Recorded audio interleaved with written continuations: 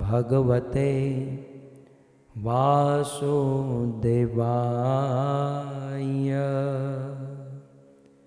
ॐ नमो भगवते वासुदेवाय।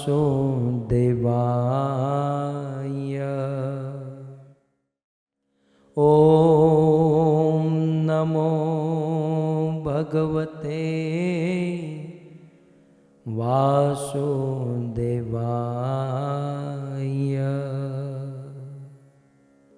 जय जय श्री राधा रमण, जय जय नवल किशोर, जय गोपी चित चोर प्रभो, जय जय माखन चोर, जय जय माखन चोर। श्री कृष्णचंद्र भगवान की, जगत गुरु श्रील प्रभुपाद की। उपस्थित भगवत कथा अनुरागी पधारे हुए भक्त वृंद, इस सभा को परम सुशोभित करने वाले हमारे अंतर्राष्ट्रीय कृष्ण भावनामृत संघ इस्कॉन के वरिष्ठ भक्तगण, दूर दूर से देश विदेश से फेसबुक यूट्यूब आदि के माध्यम से इस कथा का श्रवण करने वाले समस्त श्रोतागण, आप सभी भक्तों का श्रीमद् भागवत कथा पुनः एक बार हार्दिक स्वागत एवं आप सबके चरणों में हमारा प्रणाम। राधे श्याम। परम सौभाग्य है कि हम सब श्रीमद् भागवत के माध्यम से हमारे जीवन में एक नई राह मिले, जीवन जीने की कला मिले। ऐसे कुछ आदर्श गृहस्थों को सुनकर और श्रीमद् भागवत के सिद्धांतों को समझकर हम भागवत के माध्यम से अपने जीवन को पवित्र और भक्तिमय बनाने का विनम्र प्रयास कर रहे हैं। आज मन कर रहा है, यदि आप कहें तो ऐसे इच्छा हो रही है कि इस दुनिया के सबसे उत्तम, सबसे सफल और सबसे श्रेष्ठ गृहस्थी की कथा घड़ी दो घड़ी सुनकर हम राजसूय सभा में प्रवेश करें। यदि आपकी इच्छा हो तो मन कर रहा है कि क्यों न हम शिव और पार्वती के गृहस्थी की चर्चा करें, क्योंकि श्रीमद् भागवतम में भागवत शुरू करते हुए प्रारंभ में श्री सुखदेव गोस्वामी ने महाराज परीक्षित को कहा कि इस भौतिक संसार में, भौतिक जगत में जीवन जीते हुए यदि कोई प्रॉब्लम हो, और जिस प्रकार की प्रॉब्लम है, जिस प्रकार की इच्छा है, हमें वैसे देवी देवताओं की उपासना करनी चाहिए, उनकी शरण ग्रहण करनी चाहिए। बहुत बड़ा लिस्ट है। यदि अन्न चाहिए तो अदिति की पूजा करे, बल चाहिए तो रुद्रगण की पूजा करे, पत्नी चाहिए तो उर्वशी की पूजा करे, रूप चाहिए तो गंधर्व की पूजा करे, स्वामी बनना है तो ब्रह्मा की पूजा करे, प्रतिष्ठा चाहिए तो आकाश की पूजा करे। ये सारी बात सुखदेव गोस्वामी ने महाराज परीक्षित को बताई, जिनकी आपको हमको कोई आवश्यकता नहीं है। लेकिन जो आवश्यकता है वो बात भी उस श्रृंखला में बताई।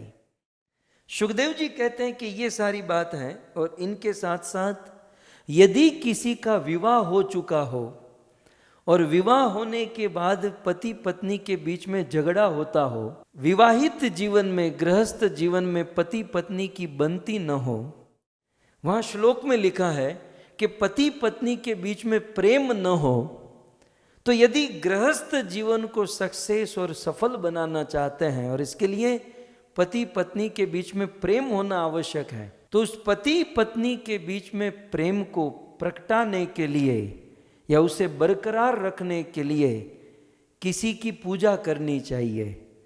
तो वहाँ पूछा गया किसकी पूजा करे, तो कहते हैं पार्वती की पूजा करनी चाहिए। शिव और पार्वती के गृहस्थ जीवन का चरित्र जो है वो पति पत्नी के बीच में प्रेम प्रगटाने वाला है, अर्थात घर गृहस्थी में सारे कलह से मुक्त करने वाला है। मैं आपको कहूं, शिव जी का गृहस्थ जीवन मेरी दृष्टि से सक्सेस है, क्योंकि आप देखो तो सही, बंदा सब कुछ विरुद्धार्थी। शिव जी के घर में, शिव जी के फैमिली में सब ऑपोजिट है, सब ऑपोजिट पार्टी के हैं, लेकिन फिर भी मिलजुल कर रहते हैं। आप देखिए, शिव जी जिस पर सवार होते हैं उसका वाहन कौन है? नंदी। और उनकी पत्नी पार्वती जिन पर सवार होती हैं उनका वाहन कौन है? सिंह। तो प्रकृति के अनुसार सिंह जो है वो गाय को खा जाता है, तो पार्वती का वाहन शिव जी के वाहन के पीछे आंखें फाड़ कर देखता होगा, हम डोळा काढ़ीने जोतो हशे कि हवे लागमा आवे ने हूँ मारू। तो ये हुआ। अच्छा, शिव जी के गले में जो वाहन है, शिव जी के गले में है सांप, और शिव जी के पुत्र हैं कार्तिक। कार्तिक का वाहन है मोर। तो मोर जो है वो सांप को मार देता है, तो मोर भी आंखें फाड़कर शिव जी के उस सांप की ओर देखता होगा।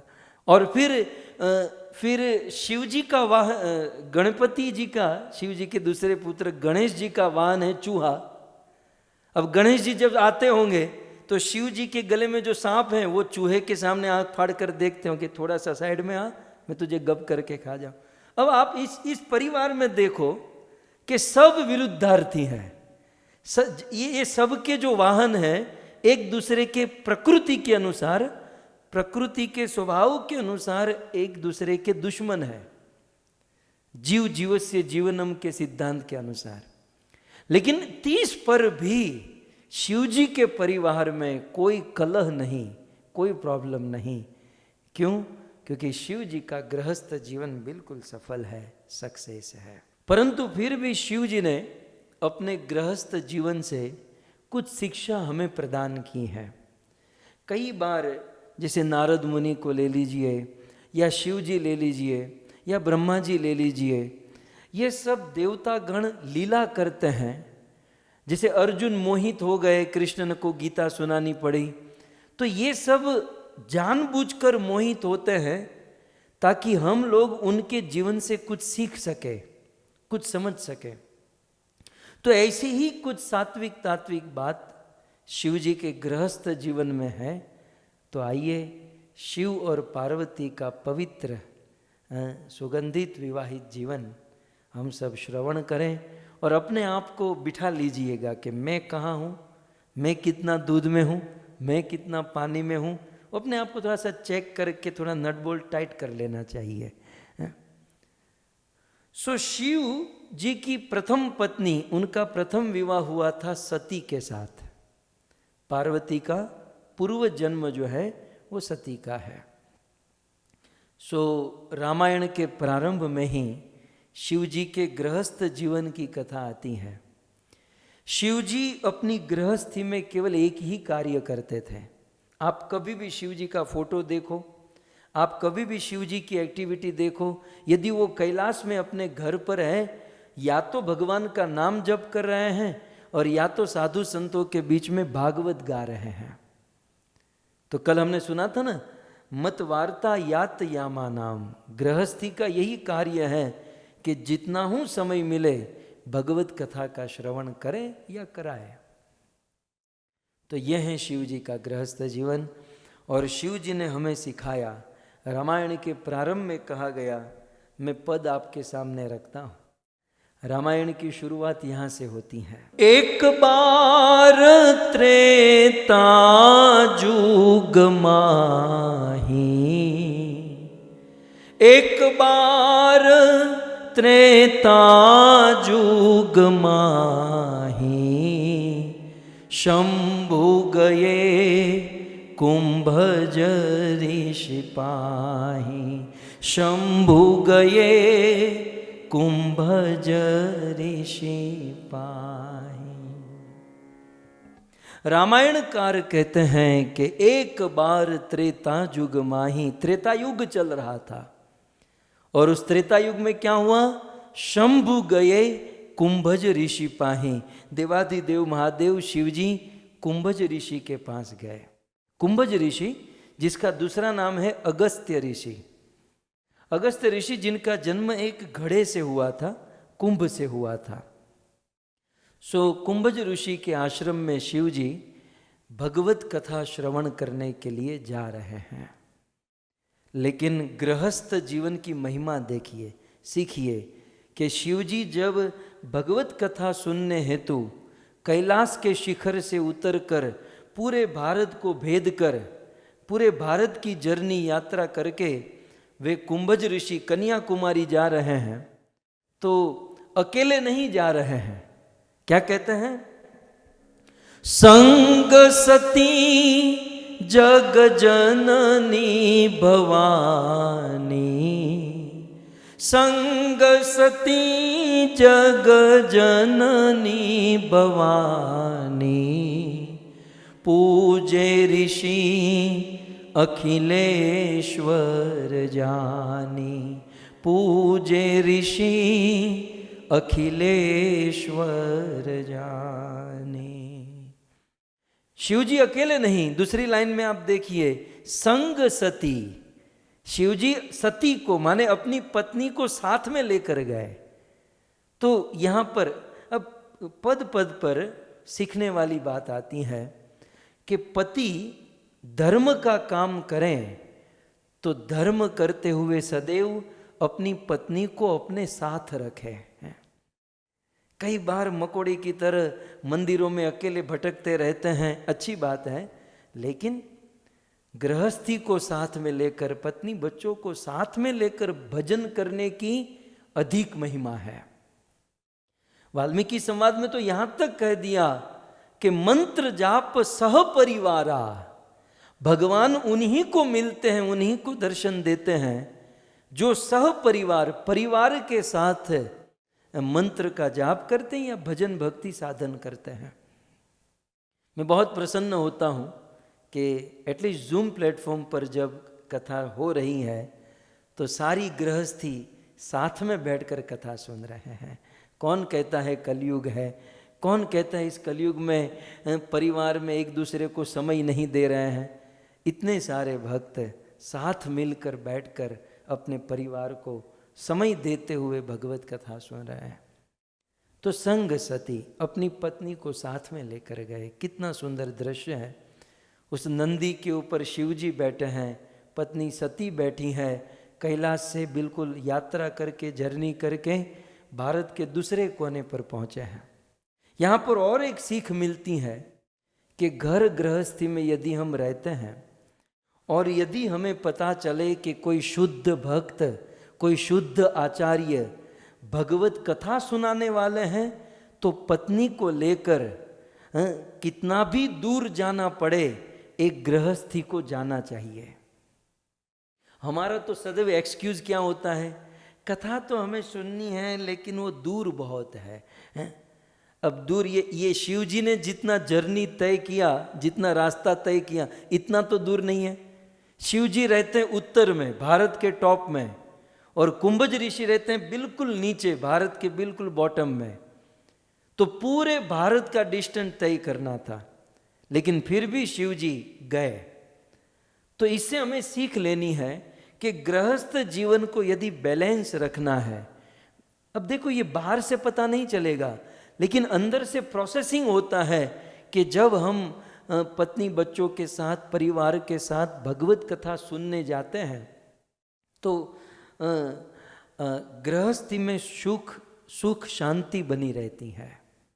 और मैं आपको कहूं, भगवत कथा सुनने में जितना दूर जाना पड़े उतना अच्छा है, जितना दूर जाना पड़े उतना अच्छा है। कभी आपने सोचा हमारे वैदिक परंपरा के ऋषि मुनियों ने मंदिर का स्थान हाइट पर क्यों रखा? आप देखेंगे पुराने जितने भी मंदिर हैं या किसी पर्वत पर हैं, किसी पहाड़ पर हैं, इवन नीचे भी हैं, तो बहुत सारी सीढ़ी चढ़कर ऊपर जाना है। क्यों? ये ऋषि मुनि का बहुत बड़ा साइंस था भक्तों। ऋषि मुनियों ने सोचा कि ये गृहस्थी लोग ज्यादा तो मंदिर में आते नहीं है, लेकिन जब मंदिर आएंगे तो जब ये सीढ़ी चढ़ेंगे या पर्वत चढ़ेंगे तो चढ़ते समय हमारा स्मरण करेंगे, और जितनी देर तक स्मरण हुआ उतनी देर तक भजन भक्ति, भगवान की शुद्ध भक्ति हो जाएगी। सो कहने का अर्थ यह है कि घर से निकलकर कथा में पहुंचने तक वो जो बीच का रास्ता है, मेरी दृष्टि से देखो ना, तो मंदिर में या कथा में पहुंचने के बाद जो फल नहीं मिलता वो फल रास्ते में मिलता है। क्योंकि मंदिर जाकर भगवान के सामने तो हम आंखें बंद कर लेते हैं, या फिर कथा में जाकर जैसे ही बैठते हैं बिल्कुल वातानुकूलित होता है, ऐसी वैसी शुरू होता है, तो कथा में जाकर हम सो जाते हैं। लेकिन घर से निकलकर मंदिर या कथा के मार्ग में जो डिस्टेंस है, हम लोग सोचते हैं आज कौन सी कथा होगी, आज कौन सा चरित्र होगा। कुछ लोग तो ये भी सोचते हैं कि आज कौन से रंग का कुर्ता पहना होगा, मतलब टोटल कंसंट्रेशन होता है। कुछ लोग तो चैलेंज लगाते हैं। मैं सच कहूँ, एक सत्य घटना, हरिद्वार में कथा थी और एक बंदा कभी भी प्रसाद स्पॉन्सर नहीं करता, डोनेशन आदि नहीं देता, लेकिन उसने स्पॉन्सर किया और फिर उनका नाम लिया गया कि भाई फलाने भाई, मैं नाम नहीं लूँगा, शायद वो कथा में अभी होंगे, फलाने भाई स्टेज पर आइए और आज उनके द्वारा प्रसाद स्पॉन्सर हुआ है तो प्रभु जी को हार पहनाइए। तो वो हार लेकर आए और मुझे हार पहना कर कान में कहा, तेरा तुझको अर्पण। तो मैंने उसका हाथ पकड़ा, इधर इधर, क्या बोला? बोले तेरा तुझको अर्पण। बोले ऐसा क्यों? बोले ये जो प्रसाद मैंने दिया है ना, तो मैंने चैलेंज लगाई थी। क्या? बोले आज प्रभु जी टाइम से 10 मिनट लेट आएंगे। तो दूसरा बंदा बोला नहीं, टाइम से आएंगे। तो हम दोनों की चैलेंज थी और मैं जीत गया, और जीता तो मैंने प्रसाद स्पॉन्सर कर दिया। खैर, लोगों की वृत्ति जो भी है, लेकिन भगवत कथा में, भगवत चर्चा में ये लगती है। इसलिए यदि दूर भी हो तो हमें जाना चाहिए। और महाभारत को याद कीजिए, क्या कहा द्रौपदी ने कि संत मिलन को चालिए तजी मान अभिमान। संत को मिलने के लिए सत्संग में जब हम जाते हैं और जाते समय हम जितने कदम आगे बढ़ाते हैं, संत मिलन को चालिए तजी मान अभिमान, एक एक पग आगे धरे कोटिन यज्ञ समान। बोले सत्संग में जाते समय हम एक एक कदम आगे बढ़ाते हैं तो एक एक कदम पर करोड़ों यज्ञ का फल हमें प्राप्त होता है।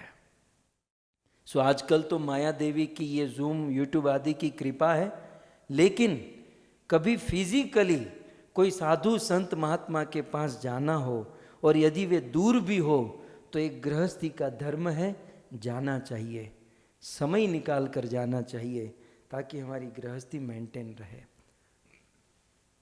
शिव जी इस सिद्धांत को जानते थे, इसलिए अपनी पत्नी सती को साथ में लेकर कुंभज ऋषि के आश्रम में गए। कुंभज ऋषि के आश्रम में जाकर क्या हुआ तो आगे कहते हैं, राम कथा मुनि बरज बखानी, सुनी महेश परम सुख मानी। उस कुंभज ऋषि के आश्रम में पहुंचे हैं, बहुत दूर से यात्रा करके पहुंचे हैं, और जैसे ही आश्रम में पहुंचे तो शिव जी ने कुंभज ऋषि को प्रणाम किया। और कुंभज ऋषि, अगस्त ऋषि, वो भी इतने हम्बल थे, इतने नम्र थे कि शिव जी ने जब प्रणाम किया तो इन्होंने भी प्रणाम किया। लेकिन बाजू में सती जो खड़ी थी वो सोच में पड़ गई कि हम तो इतने दूर से आए हैं इस साधु के आश्रम में कथा सुनने के लिए, और जो साधु मेरे पति को प्रणाम करे उसमें क्या लेना। हाँ, हमारे गुजराती में ये बरोबर बेसे कि जे साधु मारा पति ने प्रणाम करे एमा शू लेवानुं होय। मारा पति ने प्रणाम करे उसमें क्या, उसमें कौन सा दम। मैं तो सोचा था पहुंचे हुए संत होंगे, पहुंचे हुए महात्मा होंगे, लेकिन वो बेचारी सती नहीं समझ पाई कि ये उस साधु की नम्रता है, और नम्रता के कारण शिव जी को प्रणाम किए। अब कुंभज ऋषि कथा सुनाने लगे, लेकिन सती को श्रद्धा नहीं हुई। इसलिए जिसको कथा में श्रद्धा नहीं होती है ना, उसको कथा में नींद आ जाती है। सो सती को नींद आ गई।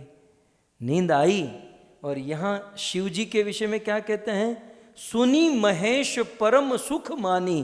परंतु शिव जी ने तो परम सुख, बड़े आनंद से कथा सुनी, जैसे आप लोग हंसते हुए खिलखिलाते हुए जैसे खिले हुए गुलाब की तरह बैठे हैं।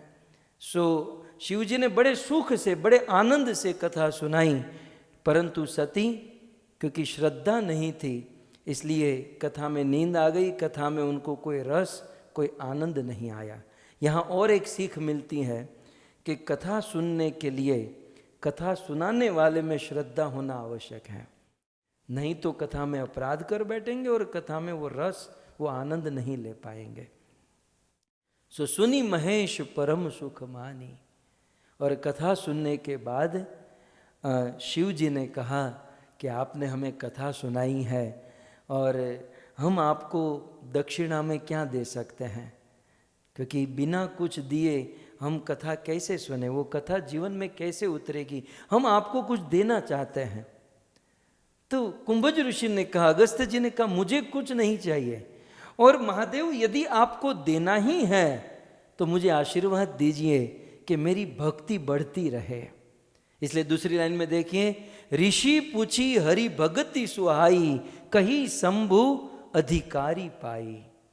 सो ऋषि ने कहा देना है तो हरि की भक्ति दीजिए, और अधिकार देकर, पात्र देकर शिव जी ने प्रदान कर दिया, हरि की भक्ति प्रदान कर दी।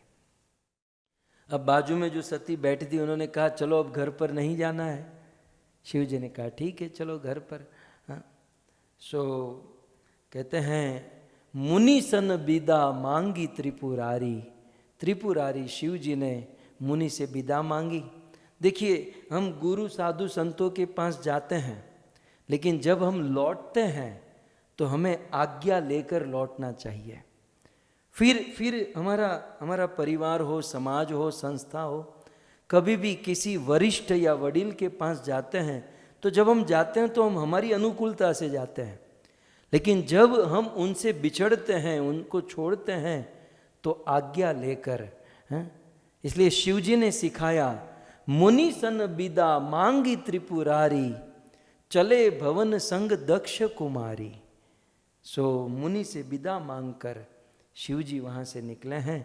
लेकिन जब रिटर्न जा रहे हैं ना, तो गोस्वामी जी ने संबोधन को बदल दिया।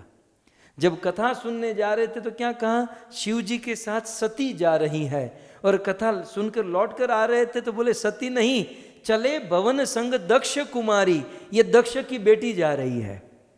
तुरंत रामायणकार ने वो बदल दिया, नाम को ही बदल दिया। जब कथा सुनने जा रहे हैं ना तो सती माँ जगदम्बा लग रही थी, सुंदर लग रही थी, लेकिन कथा सुनकर जब वापस लौट रहे थे तब बोले ये दक्ष प्रजापति की बेटी है। क्यों? क्योंकि कथा में सो गई, कथा में श्रद्धा नहीं हुई और गुरु जी में श्रद्धा नहीं हुई। और फिर तो क्या था, फिर वापस लौटे और नंदी पर बैठकर वापस कैलाश की ओर जा रहे थे। कन्याकुमारी से निकले, दंडकारण्य वन से होकर हिमालय की ओर जा रहे थे। रामायणकार कहते हैं कि ये त्रेता युग की घटना है, और जिस समय शिव जी वापस लौट रहे थे उसी समय भगवान राम को वनवास भी मिल चुका था, और वनवास के दौरान रावण देवी सीता का अपहरण कर चुका था, और भगवान श्री रामचंद्र दर दर भटकते हुए देवी सीता को खोज रहे थे। और उस दंडकारण्य आदि वन में भगवान रामचंद्र जब सीता जी को खोज रहे थे तो वहाँ पर शिव जी को भगवान रामचंद्र का दर्शन हुआ।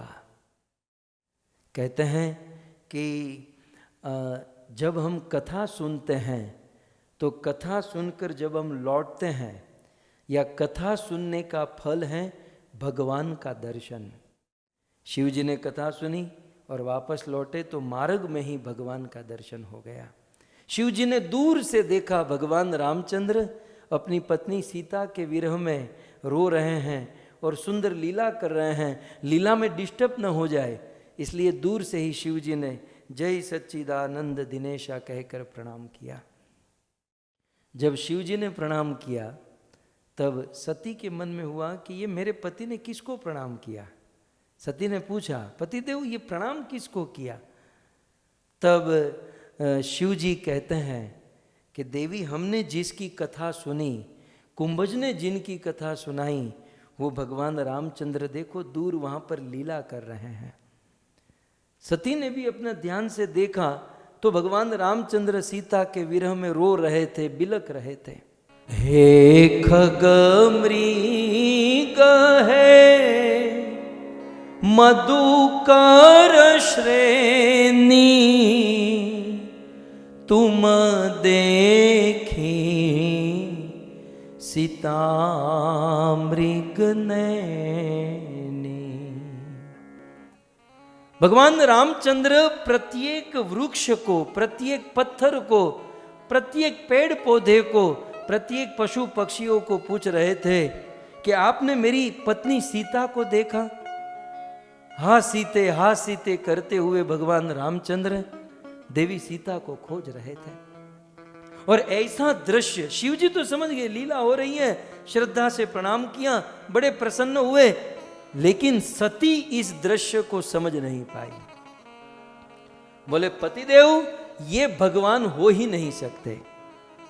भगवान कभी रो सकते हैं और भगवान कभी किसी स्त्री के विरह में ऐसे भटक सकते हैं? मैं नहीं मानती हूं कि ये भगवान है।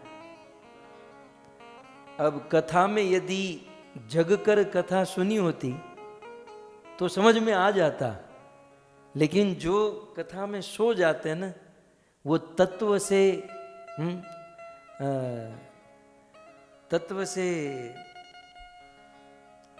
दूर रह जाते हैं, समझ नहीं पाते हैं।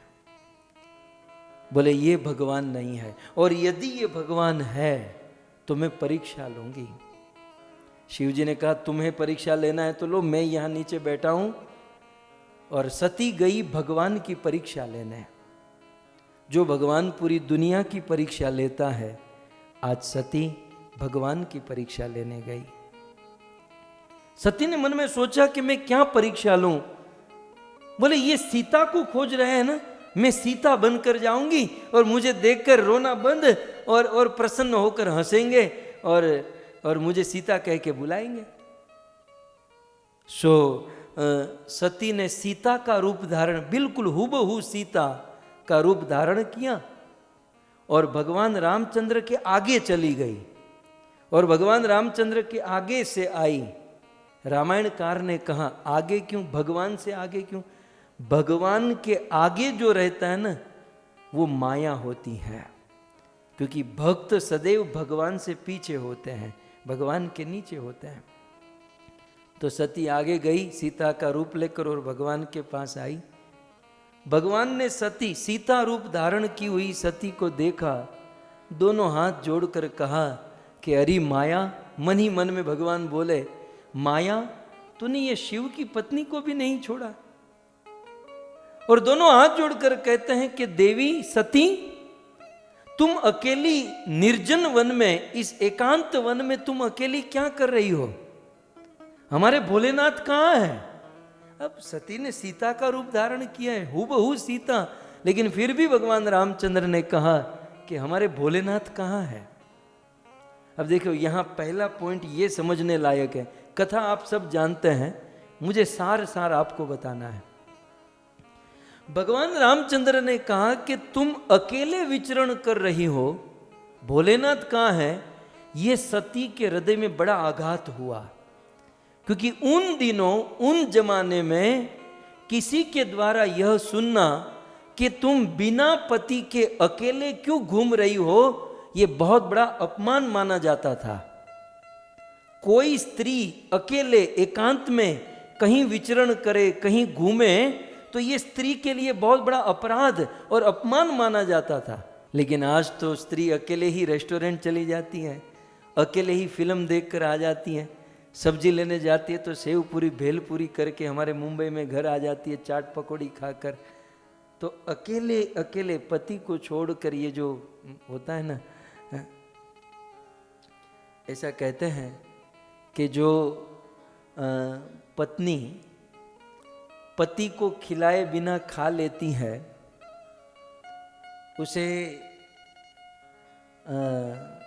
बूढ़े होने के बाद जो है ना डायबिटीज हो जाती है। और जो पति अपनी पत्नी को छोड़कर खाते हैं, उसे बूढ़े होने के बाद पांव दर्द करने लगते हैं। और प्रायः गृहस्थों में ये देखा गया है। शिवजी ने कहा कि तुम अकेले क्यों विचरण कर रही हो। सती को बड़ा बुरा लगा और कहा कि भोलेनाथ कहाँ है।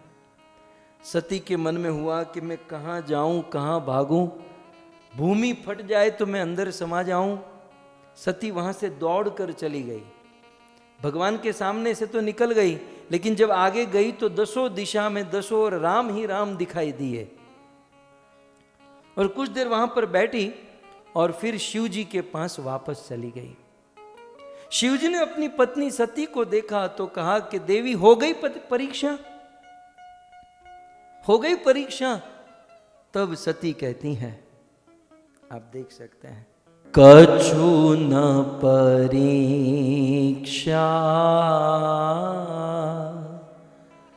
लीन ही गोसाई,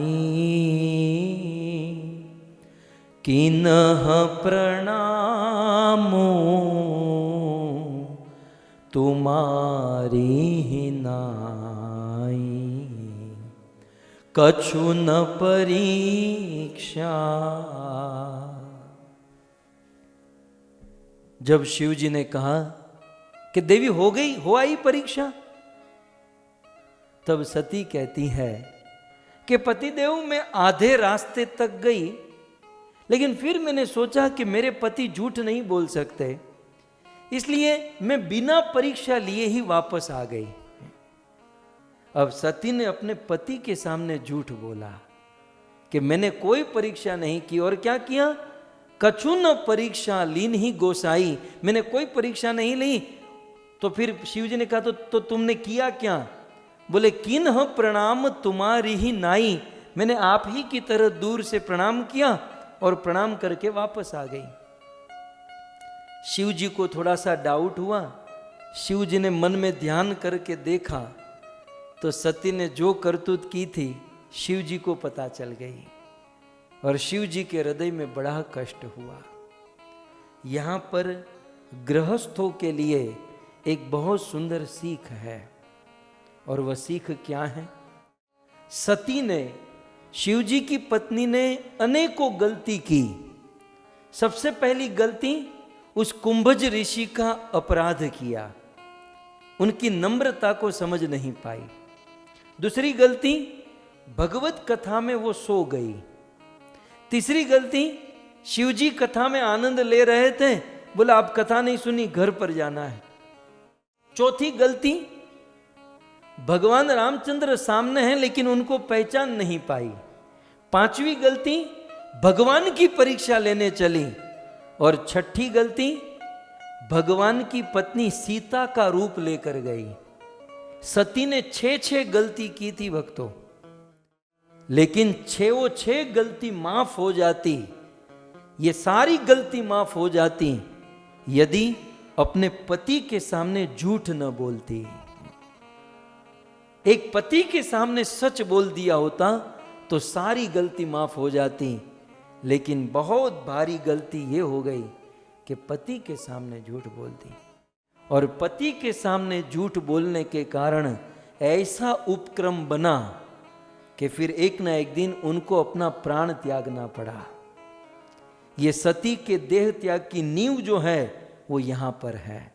पति के सामने झूठ बोलने में। सो गृहस्थ जीवन में कभी भी कोई पत्नी अपने पति के सामने झूठ न बोले। तत्कालीन हो सकता है कि कोई फर्क न पड़े, लेकिन पति के सामने झूठ बोलने में आगे चलकर बहुत बड़ा विघ्न आएगा। और पति को भी चाहिए कि अपनी पत्नी के सामने झूठ न बोले।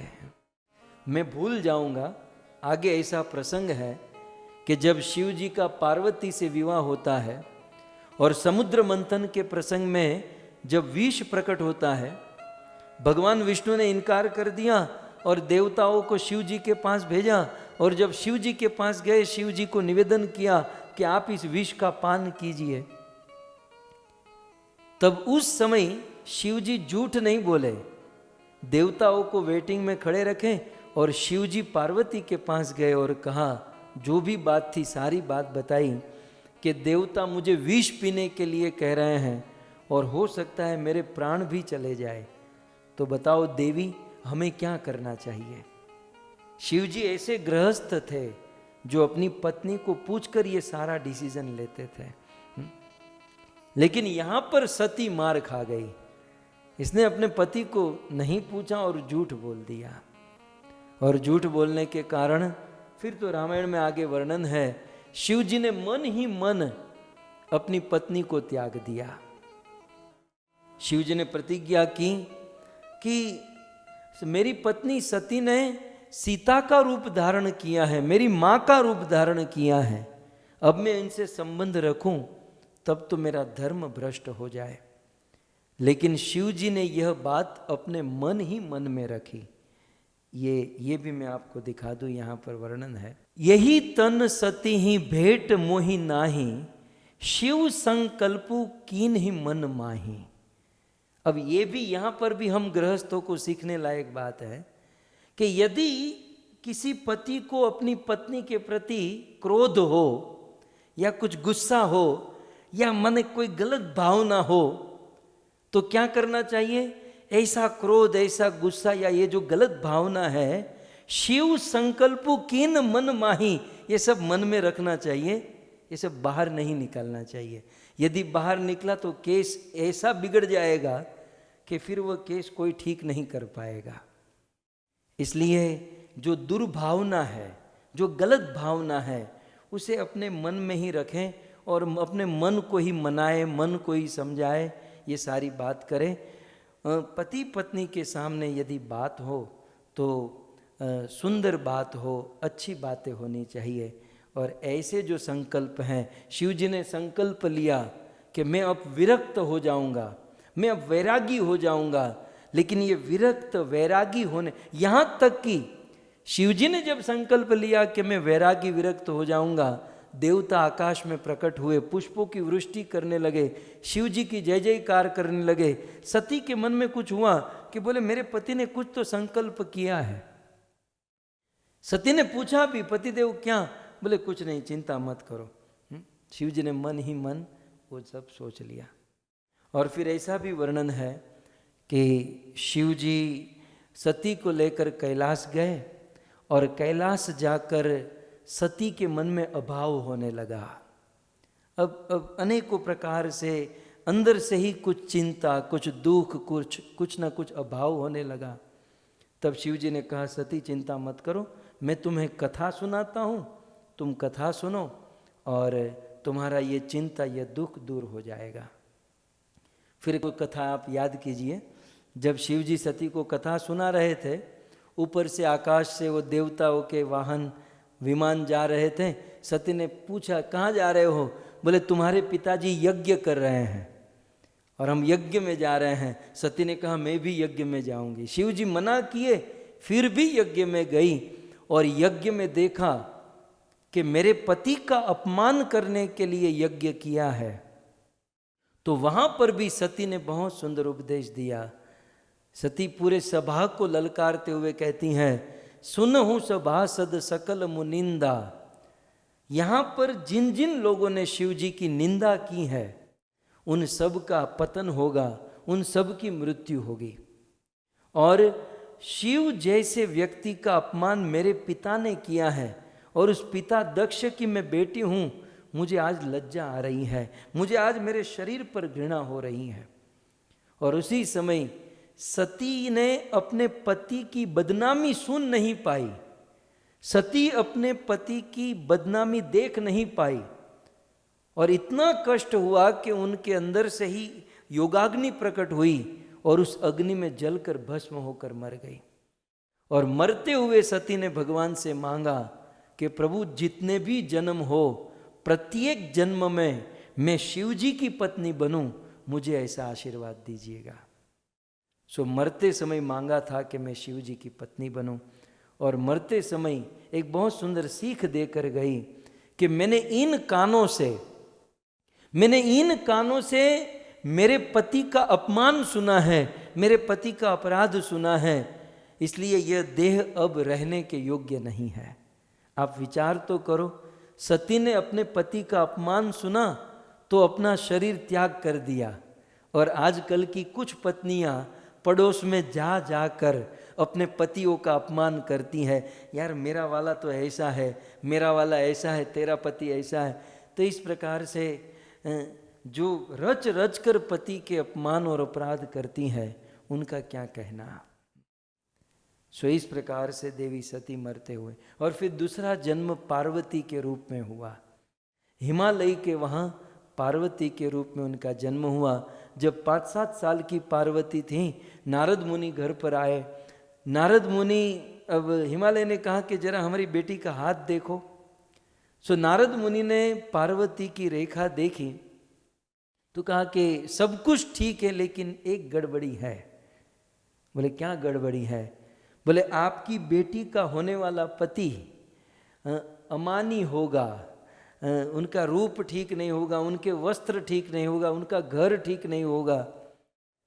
तब सुनैना और हिमालय दोनों चिंता में पड़ गए। बोले नारद जी कुछ कीजिए। नारद जी ने कहा मैं कुछ नहीं कर सकता, जो भी करना है आपकी बेटी को करना होगा। बोले यदि आपकी बेटी तप करे और तब से यदि उनका विवाह शिव जी के साथ हो जाए तो ये जितने भी दूषण है सब भूषण बन जाएंगे।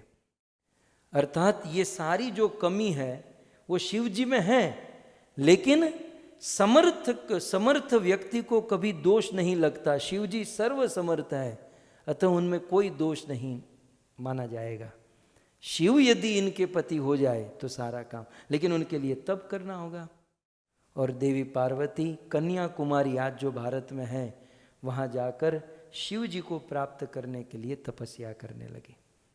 ऐसी भयंकर तपस्या, सप्तर्षि आए, सप्तर्षियों ने परीक्षा ली, बेटा छोड़ो दुनिया में अच्छे वर मिलेंगे, ये शिव कोई शादी करने लायक है।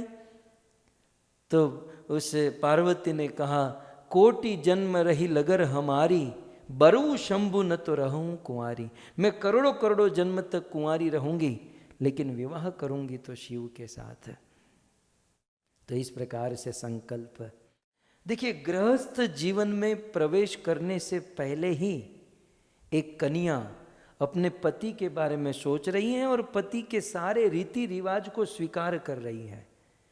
आजकल तो क्या है ना कि पत्नी का विवाह हो जाता है, पति के घर चली जाती हैं, फिर भी अपने मैके का ही सब कहती हैं, हमारे घर में तो ऐसा होता था, हमारे घर में तो ऐसा होता था। अब तेरा घर गया, अब तेरा ससुराली तेरा घर है। सो ये बहुत सारी सीख है। मैं डर रहा हूँ ये सब कुछ क्लियर बोलने में, कहीं माताओं का हल्ला ना हो जाए कि भाई ये सब हमारे ऊपर ही क्यों आ रहा है। सो खैर स्लो मोशन में धीरे धीरे धीरे हम सब सुनेंगे, सीखेंगे। लेकिन ऐसी बात है, पार्वती ने बहुत तपस्या की, ब्रह्मा जी ने भी परीक्षा ली और अंत में वे सफल हुई और शिव पार्वती का विवाह हुआ। मुझे आपको केवल एक ही बात बतानी थी कि विवाह होने के बाद देखिए, दो ज्ञानी मिलते हैं तो ज्ञान की बात होती है, जिज्ञासु मिलते हैं जिज्ञासा की बात होती है, गुरु शिष्य मिलते हैं तो कुछ भक्ति प्रवचन की बात होती है।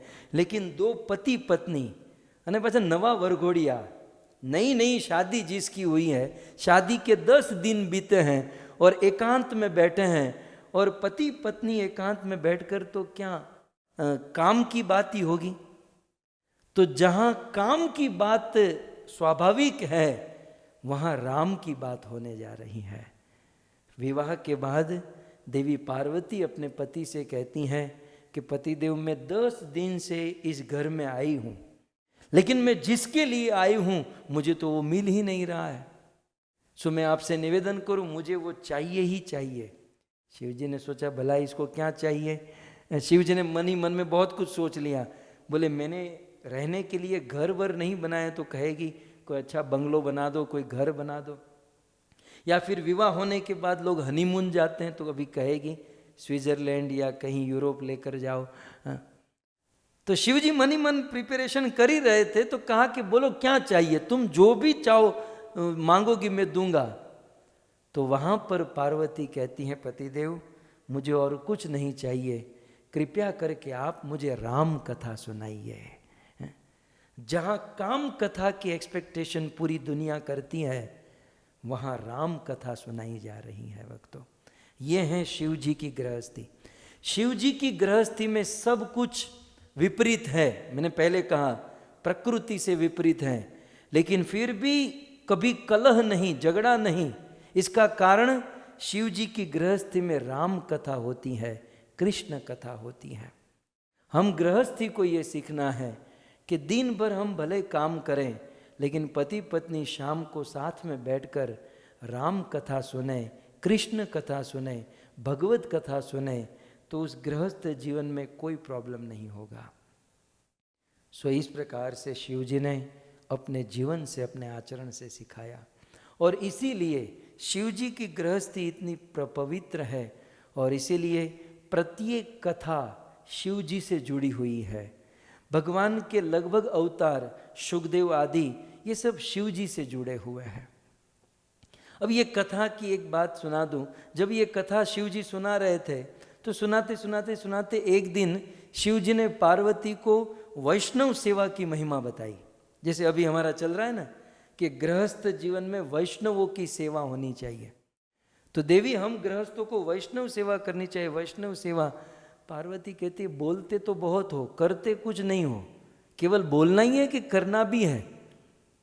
सो पार्वती ने सोचा कि बस अब कल मैं कैसे भी करके वैष्णव सेवा करूंगी।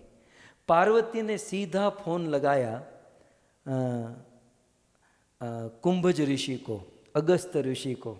बोले पूर्व जन्म में क्या है ना, उनका अपराध हुआ था, मेरी श्रद्धा नहीं थी, तो उसी बंदे को बुलाती हूँ, सेवा करेंगी और वो अपराध से मुक्त हो जाऊंगी। तो कुंभज ऋषि को बुलाया कि महाराज साधु सेवा की इच्छा है, हम पर कृपा करें, कल आप हमारे घर आए और हमारे घर भोजन कीजिए। कुंभज ऋषि तो अब तो साधु संत तो मौके की राह ही ढूंढते हैं कि कब निमंत्रण आ जाए। बोले ठीक है कल आ जाएंगे कैलाश में। अब फोन करने के बाद पार्वती ने शिव जी से कहा पतिदेव आपके प्रवचन का पूरा पूरा असर मुझ में हो गया। आपने आज कथा में कहा था ना वैष्णव सेवा, साधु सेवा करनी चाहिए, तो कल मैंने हमारे घर पर कुंभज ऋषि को भोजन के लिए बुलाया है। शिव जी ने कहा तुझे इस पूरी दुनिया में और कोई साधु नहीं मिला था, तुझे और कोई साधु संत महात्मा दिखाई नहीं दिया, कुंभज ही दिखाई दिया। बोले कोई प्रॉब्लम है? बोले प्रॉब्लम है। बोले क्या? बोले कुंभज ऋषि जब जल पीते हैं, जब पानी पीते हैं तो पूरे समुद्र को पी जाते हैं। वो जल उसको पीने के लिए कितना चाहिए? पूरा समुद्र उनको पीने के लिए चाहिए। भोजन के बाद जो पूरे समुद्र को पीने की ताकत रखता है वो आदमी भोजन कितना करता होगा। और देवी वो हमारे घर पर आया और तुम उनको ठीक से भोजन नहीं करा पाई, तो तुम जानती हो वो न्यूज़पेपर के हेडलाइन में छप कर आएगा कि भाई शिव जी के घर पर गए थे और बिना खाए पिए भूखे पेट वहां से वापस लौटे, हमारा नाम बिगड़ेगा। अभी भी कैंसिल कर दो, अभी भी उनको मना कर दो। बोले नहीं, वो कुंभज है तो मैं भी अन्नपूर्णा देवी हूं। शिव जी तो समझ गए। शिव जी ने कहा देखो अन्नपूर्णा देवी तुम और कुंभज ये दोनों समझ लो, मैं इस मैटर में बीच में नहीं हूं, इसलिए कोई प्रॉब्लम हो जाए तो मेरे पास मत आना। बोले कोई बात नहीं। तो इन्होंने दासियों को प्रकट किया देवी पार्वती ने अपनी अनेक दासियों को अपने अंशों से प्रकट किया, सुंदर भोजन बनाया। कुंभज ऋषि समय से आ गए, चौकी पर बिठाया, भोजन प्रारंभ किया। पहले तो धीरे धीरे शुरू हुआ, स्टार्टर दिया, ये दिया, वो दिया, लेकिन कुंभज ऋषि को भूख का इतना वेग था, ऐसा शास्त्रों में पुराणों में लिखा है, कुंभज ऋषि के मुख में खाने का इतना वेग था कि बेचारी पार्वती की सखियाँ परोसने के लिए धीरे धीरे आती थी, वो अपनी भोजन की भूख की शक्ति से उन सखियों को खींच लेते थे, घसीट लेते थे और पूरी बाल्टी की बाल्टी उस थाली में डलवाते थे। जितना भी भोजन बनाया गया वो सारा भोजन अब समाप्त होने को आया, लेकिन कुंभज ऋषि की स्पीड कम नहीं हुई, है ना। स्पीड से माताओं को पता चल जाता है कि बंदे की स्पीड जो है ना, तो अभी भी 2, 5, 15, 20 रोटी बनानी पड़ेगी, और स्पीड कम हुई तो बस समझ में आ जाता है कि अब है? लेकिन इसकी स्पीड कम नहीं हो रही है। अब क्या करे, अब तो अंतिम बस सब सारे टोप तपेले खाली हो गए। अब पार्वती पति के पास जाती है, पति ने तो कहा था मेरे पास मत आना, क्या करे क्या करे। जब जगत का सहारा नहीं मिला तब जगदीश को याद किया, तब भगवान को याद किया, भगवान श्री कृष्ण को याद किया। कृष्ण कृष्ण अब आप ही हमारी लाज बचा सकते हैं। कृष्ण का नाम लेते ही, कृष्ण को याद करते ही घर पे किसी ने बेल बजाया, पार्वती ने दरवाजा खोला। कृष्ण नहीं थे, कृष्ण एक छोटे से बाल ब्रह्मचारी का रूप लेकर आए थे। तो कहा कि माँ भूख लगी है, खाना मिलेगा। पार्वती कहती ऑलरेडी हम परेशान हैं, वो साधु पता नहीं कहाँ से आया है, कितने दिन का भूखा है, वो सब खाली कर रहा है, और मैं तुझे क्या खिलाऊंगी। बोले माँ मैं तो थोड़ा सा ही खाता हूँ, तो थोड़ा सा तो खिला दो। पार्वती मन में सोचती हैं कि खून 1 करो, 2 करो, 10 करो, लगनी तो फांसी ही है? तो एक भूखा रह जाए तो दूसरा रह जाए, चलो प्रयास करने में क्या प्रॉब्लम है। बोले ठीक है बेटा आ जाओ आ जाओ। कुंभज ऋषि बैठे थे, वो तो लगातार लड़वा पूरी मार रहे थे, और ये बच्चा था, ये जिद करने लगे कि कुंभज ऋषि जिस चौकी पर बैठे हैं उसी चौकी पर मैं बैठूंगा। अब बच्चे को कौन रोके, कुंभज भी परेशान, हाँ ठीक है तू बैठ जा, डिस्टर्ब मत कर, बैठ बैठ। तो उनको बिठाया, थाली रखी, और वो बच्चा भोजन करने लगा। एक रोटी थोड़ी सब्जी दाल भात खाया और कहा कि अब पानी लाओ, मेरा पेट भर गया। कुंभज सामने देखते हैं, पेट भर गया। तो ये बच्चा बोलता है आप जैसे भूखड़ थोड़ी ना है कि बस खाते जाए हैं? एक तो वाणी का प्रहार कर दिया, और वाणी का प्रहार करने के बाद पानी लाया, और पानी से हाथ धो रहे थे तो अपनी थाली में हाथ धोए, थोड़ा सा बाजू में कुंभज ऋषि की थाली में हाथ धो दिया।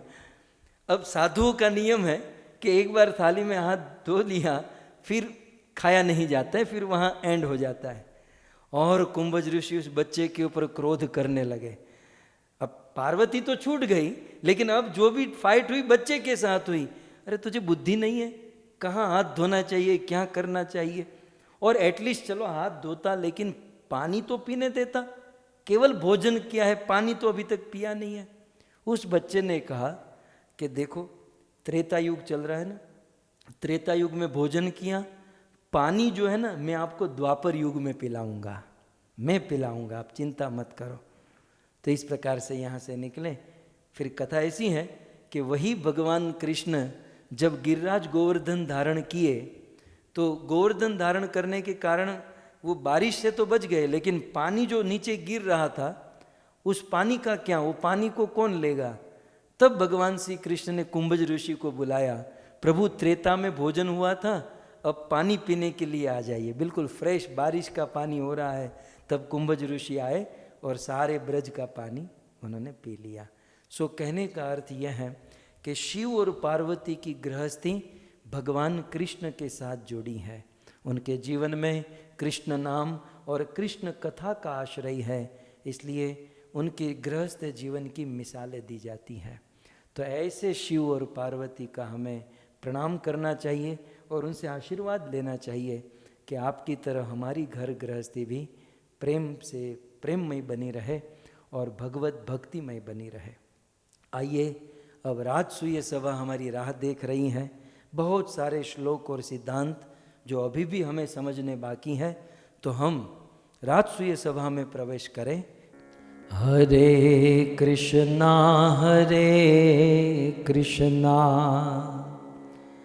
कृष्णा कृष्णा हरे हरे, हरे राम राम राम हरे हरे, राम राम हरे हरे। मन ही मन उस राजसूय सभा में, जहाँ पर नारद मुनि गृहस्थ धर्म का, आदर्श गृहस्थ का उपदेश दे रहे हैं।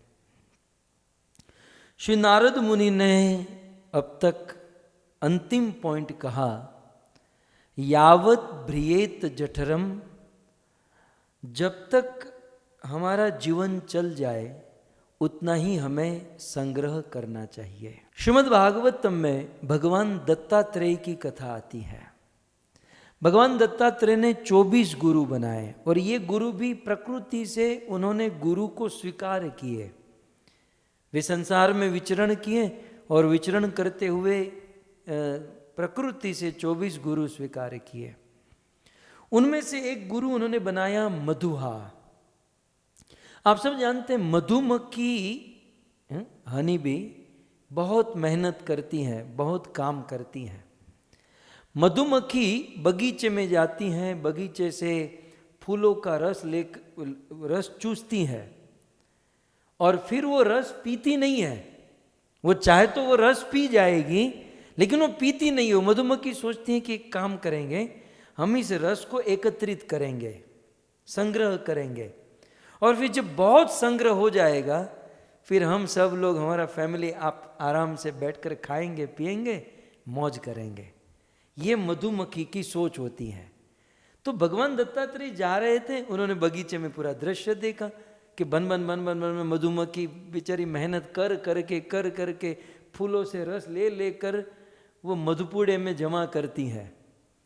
और बहुत सारा मधु जमा जब हो जाता है उसमें बहुत कष्ट होता है, क्योंकि एक एक बूंद भी नहीं आता।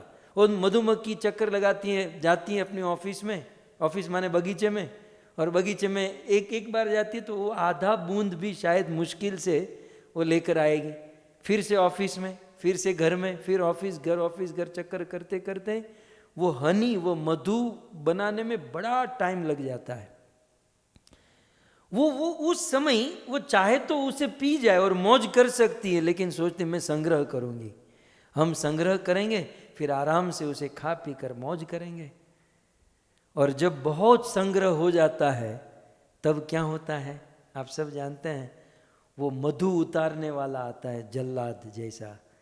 वो मधु लेने वाला आता है, नीचे आग लगाता है और भयंकर आग और धुएं लगते हैं, और उस आग और धुएं में 80% मधुमक्खी मर जाती है, 20% भाग जाती है। और फिर वो जितना भी मधु बेचारी मधुमक्खियों ने जमा किया है उसे निचोड़ कर निकाल लेता है, और वही है हनी, वही है मधु। मधुसूदन प्रभु वही है मधु। सो भगवान दत्तात्रेय ने इनको गुरु बना लिया।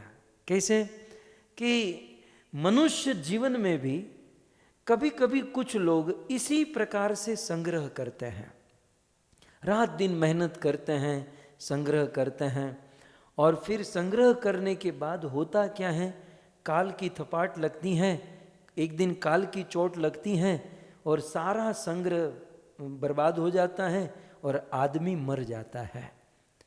सो संग्रह करने में लॉस क्या है? चलो गया तो गया, लेकिन वो संग्रह करने में हमने हमारा पूरा जीवन बर्बाद कर दिया, पूरी जवानी बर्बाद कर दी, पूरा जीवन। जिस जीवन में भजन करना चाहिए, 84 की चक्र से मुक्त होने का उपाय करना चाहिए, वो इतना सुंदर मनुष्य जीवन हमने संग्रह करने में बिता दिया, और जो संग्रह किया वो भी कुछ काम में नहीं आया। इसलिए नारद मुनि ने कहा कि यावत भ्रियेत जठरम, जितनी आवश्यकता हो उतना ही मेहनत करना है। और यो अधिकम, यदि ज्यादा हो गया तो कल मैंने आपको जो बताया, यद करोषि यद अश्नासि। फिर कई लोगों ने प्रश्न भी पूछे, तो मैं आज उनका जवाब दे दूं कि भाई अब मुझे मत पूछिए। अब यदि आपको आगे कुछ एग्जैक्टली एक्यूरेट क्या कहीं क्या देना है तो आप अपने गुरु को पूछिए, हैं?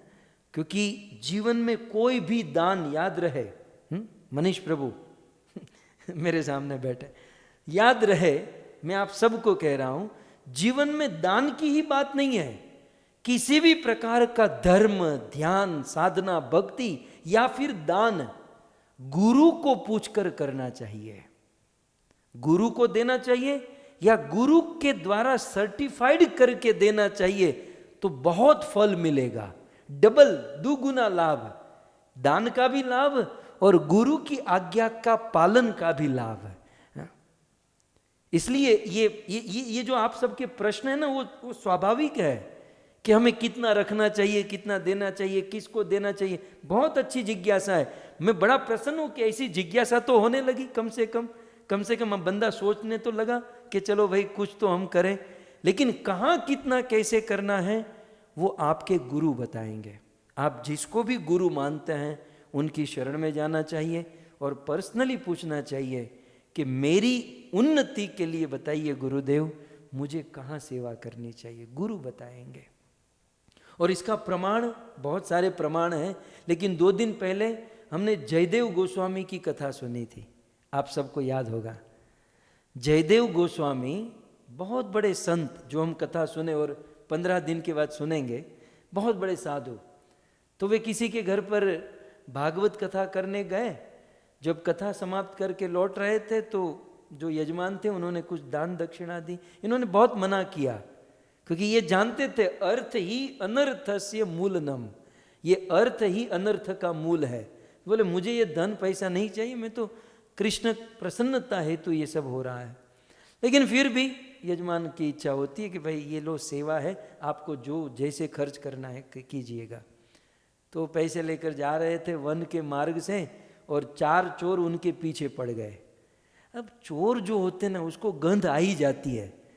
जितना इनकम टैक्स वालों को नहीं पता होता, पुलिस वालों को नहीं पता होता, उससे ज़्यादा चोरों को पता होता है किसके पास कितना रुपया है और कहाँ रखा है और वो कैसे यूज़ करते हैं। बहुत चालू होते हैं। तो ये पता चल गया कि ये जयदेव के पास धन है, उनका पीछा करने लगे। सो जयदेव गोस्वामी भी समझ गए कि ये मेरा पीछा कर रहे हैं, कहीं मुझे मार न दे, चलो जान बचेगी तो भजन करेंगे। उनके पास जो भी पैसा था वो निकाला और उन चारों चोरों को कहा कि देखो भाई साहब, आप लोग सज्जन हो, अब चोर ने चोर तो नज कहवाए ना, तो आप इतने जेंटलमैन हो, मेरे पास ये एक्स्ट्रा पैसे हैं जिसकी मुझे कोई ज़रूरत नहीं है और ये बाहर कर रहे हैं, एक काम करो ये पैसे आप रख लो, मुझे इसकी ज़रूरत नहीं है। तो चोरों ने पैसे रख लिए और ये निकल गए। अब ये चारों चोरों ने सोचा यार जिसके लिए इसका पीछा कर रहे थे वो तो मिल गया, हम तो आनंद हो गए। लेकिन उनमें से एक चोर बोला कि इस घोर कलयुग में इतनी शरीफाई, ये हड़ाहड़ कलयुग में कोई सामने से पैसा देकर चला जाए, कुछ तो गड़बड़ है। बोले गड़बड़ क्या हो सकती है? बोले उस जयदेव गोस्वामी ने हम चारों के चेहरे देख लिए हैं, वो सीधा राजा के पास जाएगा, स्क्रैच बनवाएगा और हम चारों को पकड़वा कर जेल में बंद करा देगा। चोरों ने कहा बात तो बिल्कुल सत्य है, करो करो कुछ करो, क्या करें। बोले इसे मार देते हैं। उस समय चोरों में थोड़ी सी ईमानदारी बची थी, है आजकल तो नहीं है। बोले बेचारे ने पैसे दिए हैं, जान से मारना ठीक नहीं है। तो बोले करे क्या? बोले काम करते हैं, इनके दोनों पांव और दोनों हाथ काट देते हैं और कुएं में फेंक देते हैं। 700 साल पहले का इतिहास है भक्तों, सत्य इतिहास। वे चारों चोर दौड़े और जयदेव गोस्वामी के दोनों पांव और दोनों हाथ काटे और कुएं में फेंक दिया। लेकिन कुएं में गिरकर भी जयदेव जी के मुख से महामंत्र बंद नहीं हुआ। ऐसी विषम परिस्थिति में भी जयदेव जी हरे कृष्णा कृष्णा कृष्णा हरे हरे, हरे राम राम राम हरे, भगवान का नाम ले रहे थे। उसी समय राजा लक्ष्मण सेन, उन दिनों बहुत बड़े राजा हुआ करते थे। राजा लक्ष्मण सेन बहुत बड़ा युद्ध जीतकर वापस लौट रहे थे और उनको प्यास लगी, उनके मंत्री सैनिक आदि को प्यास लगी और वह कुआं दिखाई दिया और कहा जाओ जरा जल लेकर आओ, हम जल पिएंगे। उनके मंत्री अनुचर जब जल लेने गए तो देखा कुएं से महामंत्र की आवाज आ रही है। किसी ने सोचा होगा ये प्रभुपाद का 24 आवर वाला यहाँ किसने, कुएं में वो किसने लगा दिया 24 घंटा कीर्तन। तो उतर कर देखा तो अंदर कोई आदमी है। राजा ने कहा निकालो निकालो उसे बाहर निकालो। जब बाहर निकाला तो दोनों हाथों और पांव कटे हुए थे और फिर भी वो महामंत्र बोल रहे थे। राजा तो इस दृश्य को देखकर उसी समय जयदेव गोस्वामी के शिष्य बन गए। बोले ऐसा साधु, हाथ पांव कोई काट दिया है, कुएं में गिरा है, फिर भी भगवान का नाम ले रहा है। उस दिन से वे राजा उनके शिष्य हो गए, अपना गुरु बना लिया, अपने राज्य में लेकर गए और जो भी इलाज होता था इलाज करवाया। अब हाथ पांव वापस तो नहीं आने वाले, लेकिन जो भी मलम पट्टी होना था किया। और जब वो थोड़े से स्वस्थ हुए तो राजा ने जयदेव गोस्वामी से कहा कि मैं राजा हूं, अब आप मुझे बताइए मुझे क्या करना चाहिए। देखो ये मैं ये पॉइंट कहना चाहता। तब जयदेव गोस्वामी ने कहा कि आपके पास बहुत धन है, लोगों का लूट लूट कर लाए हो, न जाने कैसी संपत्ति, आप दान करो। तब राजा बुद्धिमान राजा लक्ष्मण सेन ने कहा कि मैं क्या दान करूं, कैसे दान करूं। तब जयदेव गोस्वामी ने एग्जैक्टली कहा आप ब्राह्मणों को बुलाओ, वैष्णवों को बुलाओ और सबसे पहले वैष्णवों को भोजन कराओ और भोजन करने के बाद प्रत्येक वैष्णवों को दान और दक्षिणा प्रदान करो। तो राजा लक्ष्मण सेन ने क्या व्यवस्था की, सारे वैष्णव ब्राह्मण आते, बैठकर भोजन करते, फिर 1 बाय 1 राजा लक्ष्मण सेन के पास आते और राजा लक्ष्मण सेन अपने गुरु जयदेव गोस्वामी, हाथ पांव तो नहीं थे लेकिन बाजू में बिठाते और राजा लक्ष्मण सेन गुरु जी को कहते गुरु जी इनको क्या देना है, तो गुरु जी बोलते इनको ये दो, तो ये देते। फिर नेक्स्ट गुरु जी इनको क्या देना है, वो गुरु जी जो बोलते उनसे सर्टिफाइड करा के राजा लक्ष्मण सेन उनको प्रदान करते। तो ये सिद्धांत है ना, कि जीवन में कोई भी कार्य, भक्ति का कोई भी कार्य गुरु से सर्टिफाइड हो तो उसमें पावर, पवित्रता और फल की क्षमता बढ़ जाती है और कोई रिस्क फैक्टर नहीं रहता। आगे फिर कथा है कि वो 4 चोरों को पता चला कि दान दक्षिणा हो रही है, तो बोले हम भी ब्राह्मण का रूप लेकर जाते हैं, हमें भी दान दक्षिणा मिलेगी। जयदेव का तो स्वप्नों में भी नहीं था कि वो बच गया है। तो ये चारों ठग चोर ब्राह्मण का रूप लेकर भोजन की पंगत में बैठ गए और भोजन करके दान दक्षिणा के कक्ष में जब आए तो राजा के बगल में जयदेव और ये चारों के पसीने छूट गए, भाग तो सकते नहीं है, अब क्या करें, चारों कांप रहे थे। और चारों जब राजा के सामने आए, राजा ने कहा गुरुजी बताओ इनको क्या दे। अब जयदेव गोस्वामी भी समझ गए ये वही 4 हैं जिसने मेरे दोनों हाथ और पांव काटे हैं। लेकिन भक्ति तो भक्ति होती है ना भक्तों, साधु साधु होता है। जयदेव चाहते तो राजा को कहते कि यही 4 हैं जिसने हाथ पांव काटे हैं, राजा तुरंत उसे बंदी बना लेता और मार देता। लेकिन साधु की साधुता देखिए, जयदेव गोस्वामी ने कहा राजन आपके पास जितना भी धन है सब इनको दे दो। उन्होंने सोचा कि ये चोर हैं, पैसों के भूखे हैं, ज्यादा पैसे मिल जाएंगे, धन मिल जाएगा तो चोरी करना बंद कर देंगे, बुरे काम बंद कर देंगे, सुधर जाएंगे। इसलिए कहा कि इनको अपना सारा धन और इनको आदर के साथ, क्योंकि धन ज्यादा होगा तो बेचारे कैसे घर जाएंगे, तो रिस्पेक्ट आदर के साथ अपने मंत्री को भेजो, इनको घर छोड़ाए। तो राजा, तो गुरुजी ने जो कहा राजा ने प्रदान किया, बहुत सारा धन संपत्ति उन चोरों को। और 4 ठग घोड़े के ऊपर बैठकर जा रहे थे, मंत्री भी साथ में। अब जाते हुए मंत्री के मन में जिज्ञासा हुई। मंत्री ने उन चारों को कहा कि लगता है आप पहुंचे हुए संत हो। बोले क्यों?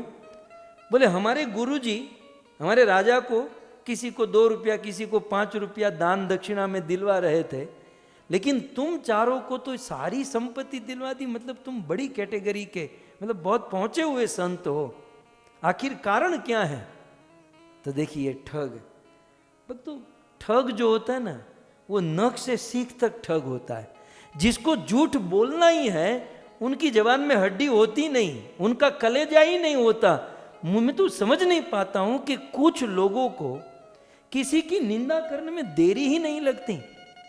कौन क्या कर रहा है, कौन कैसे जी रहा है, किसका मनोभाव क्या है, किसी का जीवन क्या है, समर्पण क्या है, त्याग क्या है, कुछ समझ में नहीं आता। और केवल 2 सेकंड में बोलकर सब कुछ जीरो कर देते हैं। पता नहीं उन जीवों का क्या होगा। लेकिन यहां पर देखिए कि इन चारों ठग ने क्या कहा जानते हैं? कि तुम्हारे वहां जो साधु बनकर बैठा है वो साधु नहीं है, वो जयदेव साधु नहीं, वो चोर है। अब देखिए, अब बेचारे जयदेव जी ने इतनी बड़ी कृपा की, इनको दंड भी नहीं दिलवाया और धन संपत्ति दिलवाई, फिर भी झूठ बोल रहे हैं कि तुम्हारे वहां जो है वो साधु नहीं, वो चोर है। और हम उनको पहचान गए और हम उनका भेद न खोले, हम उनकी सत्य बात न बताए, इसलिए उन्होंने हमको ये सारा धन दिलवाया। भक्तों, जयदेव गोस्वामी तो इस अपराध को सहन कर गए, लेकिन प्रकृति, धरती माता इस अपराध को सहन नहीं कर पाई। इतिहास गवाह है कि जब इस प्रकार से वह चारों ठग बोले ना, धरती फट गई, भूमि लिटरली धरती फट गई, और उसी समय चारों चोर धरती में समा गए, चारों की मृत्यु हो गई। तब कुछ लोग कैसे, अभी भी समाज तो कहेगा कि भाई वो तो भूकंप होना था, धरती कम अर्थक्वेक होना था और उनको मरना था, इसमें कौन सी बड़ी बात है। प्रमाण ये है कि यहां 4 चोर जैसे ही भूमि में मरे, वहां जयदेव गोस्वामी के पांव और हाथ दोनों वापस आ गए। यहां चोरों का मरना और वहां जयदेव का हाथ और पांव वापस आ जाना, यह है ईश्वर कृपा, यह है ईश्वर करुणा। सो कुल मिलाकर मैं तो ये पाठ कह रहा था, यावत ब्रियेत जठरम, जीवन में यदि कुछ अधिक है तो हमें अपने गुरु के सानिध्य में रहकर सेवा करनी चाहिए। आइए अब आगे नारद मुनि आज हम गृहस्थों के लिए एक सुंदर बात बता रहे हैं। मृगोष्ट्र खरमर काखो सरीसुप खग भक्षिका आत्मवत आत्मनः पुत्रवत पश्ये एषाम अंतरम कियत् एषाम अंतरम कियत्। श्री नारद मुनि कहते हैं कि गृहस्थ को चाहिए कि ये जो लिस्ट बताया गया है, पहली लाइन में एक लिस्ट है कि ये जो पशु पक्षी है उनके साथ कैसा व्यवहार करना है। तो सबसे पहले कहते हैं मृग, मृग माने हिरण। खैर भारत में आजकल मुंबई जैसे शहरों में हिरण नहीं होते, गांव में होते हैं। यहाँ अमेरिका में तो घर घर में होते हैं, सो आते जाते रहते हैं, तो इसलिए यहाँ मृग कहा गया। सबसे पहले मृग, सो मृग। फिर कहते हैं उष्ट, उष्ट माने ऊंट। फिर कहते हैं खर, खर माने गधे, हम नहीं गधे। फिर चौथा कहते हैं मर्क, मर्क माने बंदर, मरकट। सो मृग, उष्ट, खर, मर्क। फिर आखू, आगे आप देखेंगे हैं आखू, आखू माने चूहे। फिर सरीसृप, जो सरकते हैं। सांप जो होते हैं ना, उसका पाँव नहीं होता, वो सरकते हैं, अपने पेट से चलते हैं, इसलिए उसे उरग कहते हैं, उर से, पेट से चलते हैं। सो सरीसृप, सर्प। फिर खग, खग माने पक्षी, पक्षी में सारे पक्षी को ले लीजिए। और फिर मक्षिका, मक्षिका माने मक्खी। तो कहते हैं कि हिरण, ऊंट, गधे, बंदर, चूहे, सर्प, पक्षी और मक्खी, इन सब के साथ हम गृहस्थों को कैसा व्यवहार करना है। कहते हैं आत्मनः माने अपने, आत्मन माने अपने, पुत्रवत अपने पुत्र के समान व्यवहार करना है। इन सब के साथ अपने पुत्र के समान व्यवहार करना है। कोई आदमी अपने बेटे को जहर खिलाकर मार देता है तो फिर हम लोग कॉकरोच को जहर खिलाकर क्यों मारते हैं? देखिए, ये बिल्कुल दुखती रग पर प्रहार हो रहा है। तो गृहस्थों के लिए कहते हैं कि गृहस्थी के घर पर जितने भी जीव जंतु हैं उनको मारना नहीं चाहिए। ये उद्देश्य ये है। तो फिर क्या करना चाहिए? उनको मारना नहीं है तो उनको आत्मन पुत्रवत पश्येत, अपने पुत्र के समान देखना चाहिए। अपने पुत्र के समान का अर्थ आचार्य ने लिखा है, आप देख सकते हैं टीका में। वंशीधर जी लिखते हैं, यथा पुत्रेभ्यो भोज्यम। अब पुत्र की तरह अपने बेटे को जीन्स पहनाते हैं, टी शर्ट पहनाते हैं, ये सब नहीं करना है, क्योंकि मक्खी को आप पहना भी नहीं पाओगे। तो आचार्यों ने इस पर थोड़ा सा विवरण दिया कि इन सबको अपने पुत्रवत, अपने पुत्र के समान रखना, इसका अर्थ क्या है?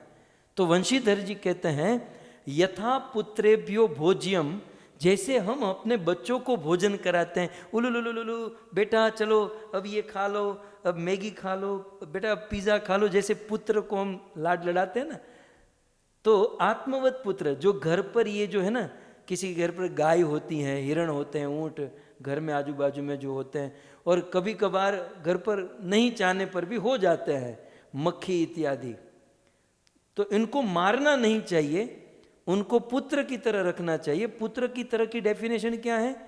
तो यथा पुत्रेभ्यो भोज्यम, जैसे हम अपने पुत्र को भोजन कराते हैं, तो वी भजेत तथा तेभ्योपि, उसी प्रकार हमें उनको भोजन कराना चाहिए। विभजेत सर्व आत्मन एकियात। क्यों? वंशीधर जी स्वयं प्रश्न उठाते हैं कि भाई क्यों ये सब जीव जंतु यदि हम गृहस्थियों के घर पर होते ही है, क्योंकि माताएं अपने रसोई को, किचन को इतना साफ रखती है ना, तो कॉकरोच को मन हो जाता है चलो चक्कर मारते हैं, इतना अच्छा क्लीन जो होता है ना, तो कॉकरोच को, मक्खियों को ऐसा होता है, चींटी वीटी को, कि यहाँ जाने जैसा है। आप मेरी बात समझ सकते हैं। तो ये सब आ जाते हैं, ये आ जाते हैं, तो फिर क्या करना है? इनको पुत्र की तरह भोजन कराना है। क्यों? तो यहाँ पर कहते हैं क्योंकि सर्वत्र आत्मन ऐक्यत्वात्, क्योंकि ये जितने भी जीव जंतु हैं उन सब में आत्मा है।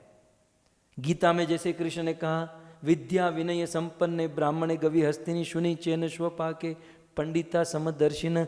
हाथी में भी आत्मा है, कुत्ते में भी आत्मा है, ब्राह्मण में भी आत्मा है, आत्मा तो सब में समान है। इसलिए हम गृहस्थों को चाहिए कि घर पर इसे जो जीव जंतु है उसे मारे नहीं। मानो यदि घर पर कोई लंगड़ा पुत्र होगा या गूंगा होगा तो क्या हम उसे मार देंगे? तो बेचारे ये पशु पक्षी, ये जीव जंतु गूंगे हैं, वो बेचारे बोल नहीं पाते, चिल्ला नहीं पाते, वो अपना बचाव नहीं कर पाते, तो क्या हमें उसे मार देना चाहिए? नारद मुनि कहते हैं उसे मारना नहीं चाहिए। और श्रीधर स्वामी ने बहुत सुंदर कहा, श्रीधर स्वामी कहते हैं कि यहाँ पर कहा गया कि इनको पुत्रवत, पुत्र के समान रखना चाहिए। तो पुत्र जितना दुख देते हैं, कुछ लोग कहें पुत्र के समान कैसे रखे, तो कहते हैं पुत्र जितना दुख देते हैं उतना ये लोग दुख नहीं देते। मानो किसी के घर पर कोई चींटी है तो वो कितना खाएगी, 2-5 शक्कर के दाने डाल दिए तो उसको मौज मौज हो जाएगी, लेकिन पुत्र को वो तो हमारी सारी संपत्ति खा जाएगा, और नहीं दिया तो कोर्ट में जाकर खड़ा रहेगा। है?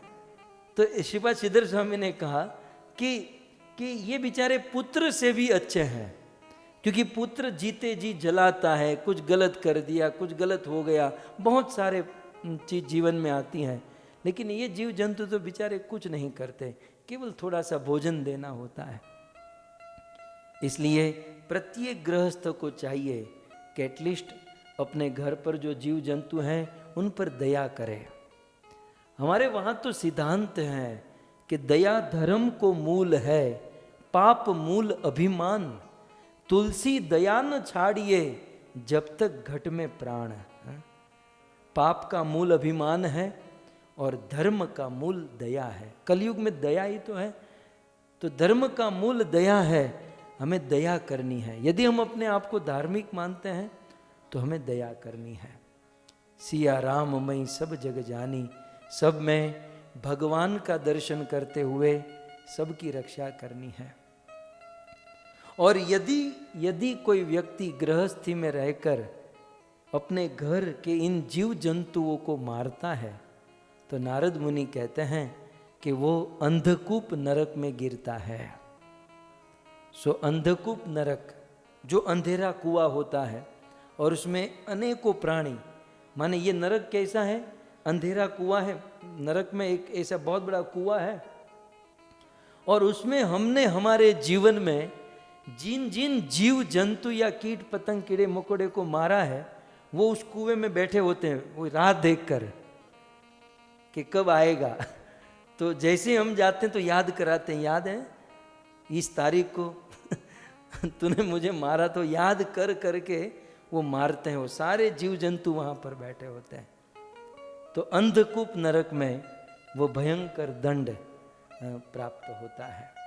सो एक पॉइंट यहां पर समझ लेना चाहिए, जब इस प्रकार की बातें करते हैं ना तो वो कुत्ते बिल्ली वाले वो सोचेंगे कि भाई ये तो, हाँ पहला पॉइंट ये है, मैं सोचूं यहां पर सबका नाम आया, कुत्ते बिल्ली का नाम नहीं आया। आप देखिए ना, कुछ लोग अपने घर पे रखते हैं ना कि ये मेरा बेटा है, मेरे बेटे के समान है, लेकिन यहां देखो मृग को, हिरण को पुत्र के समान समझो, ऊंट को समझो, खरगोश को समझो, ये सबको कहा, लेकिन कुत्ते का नाम तो यहां पर भी नहीं आया। मतलब आप समझ सकते हैं महिमा क्या है। और यदि और एक शब्द यहां महत्वपूर्ण है कि आत्मनः पुत्रवत पश्ये, ये शब्द आप समझिए, पश्ये, पश्ये माने अपने पुत्र के समान उनको देखना चाहिए, नहीं कि अपनी सारी जायदाद या सब कुछ उनके नाम पर करा देनी चाहिए, अपनी गाड़ी में अपने बिस्तर पर लिटा देना चाहिए, ये सब बात नहीं। पश्ये माने अपने पुत्र की तरह देखो, आत्मवत, आत्मनः पुत्रवत पश्ये। तो इस प्रकार से गृहस्थों को इन जीव जंतु का रक्षण करना चाहिए। और आगे नारद मुनि बहुत सुंदर कहते हैं कि त्रिवर्ग के ऊपर गृहस्थों का अधिकार है। त्रिवर्ग माने धर्म, अर्थ और काम। धर्म माने कर्तव्य, रिस्पॉन्सिबिलिटी। तो धर्म, अर्थ और काम के ऊपर गृहस्थों का अधिकार है, सन्यासी का नहीं है, गृहस्थियों का ही अधिकार है। सन्यासी तो केवल मोक्ष के लिए मेहनत करते हैं, लेकिन गृहस्थों के लिए ये छूट है कि धर्म, अर्थ और काम के लिए मेहनत करें। लेकिन नारद मुनि अगले श्लोक में कहते हैं कि यद्यपि गृहस्थों को त्रिवर्ग का अधिकार है, लेकिन फिर भी गृहस्थों को इन त्रिवर्ग के लिए अधिक मेहनत नहीं करनी चाहिए। सो नारद मुनि कहते हैं त्रिवर्गम न अति कृच्छेण भजते गृह मेध्यपि। गृह मेधि को चाहिए, गृहस्थी को चाहिए त्रिवर्ग के लिए न अति कृच्छेण माने अत्यंत मेहनत, हार्ड वर्क, महा मेहनत नहीं करनी चाहिए। किसके लिए? धन के लिए, अर्थ के लिए और धर्म के लिए। यहां धर्म का अर्थ है कर्तव्य, धर्म माने रिस्पॉन्सिबिलिटी। सो गृह मेधि अपि, गृहस्थ होने पर भी त्रिवर्गम अति कृच्छेण न भजेत, ज्यादा मेहनत नहीं करनी चाहिए। तो क्या करना चाहिए?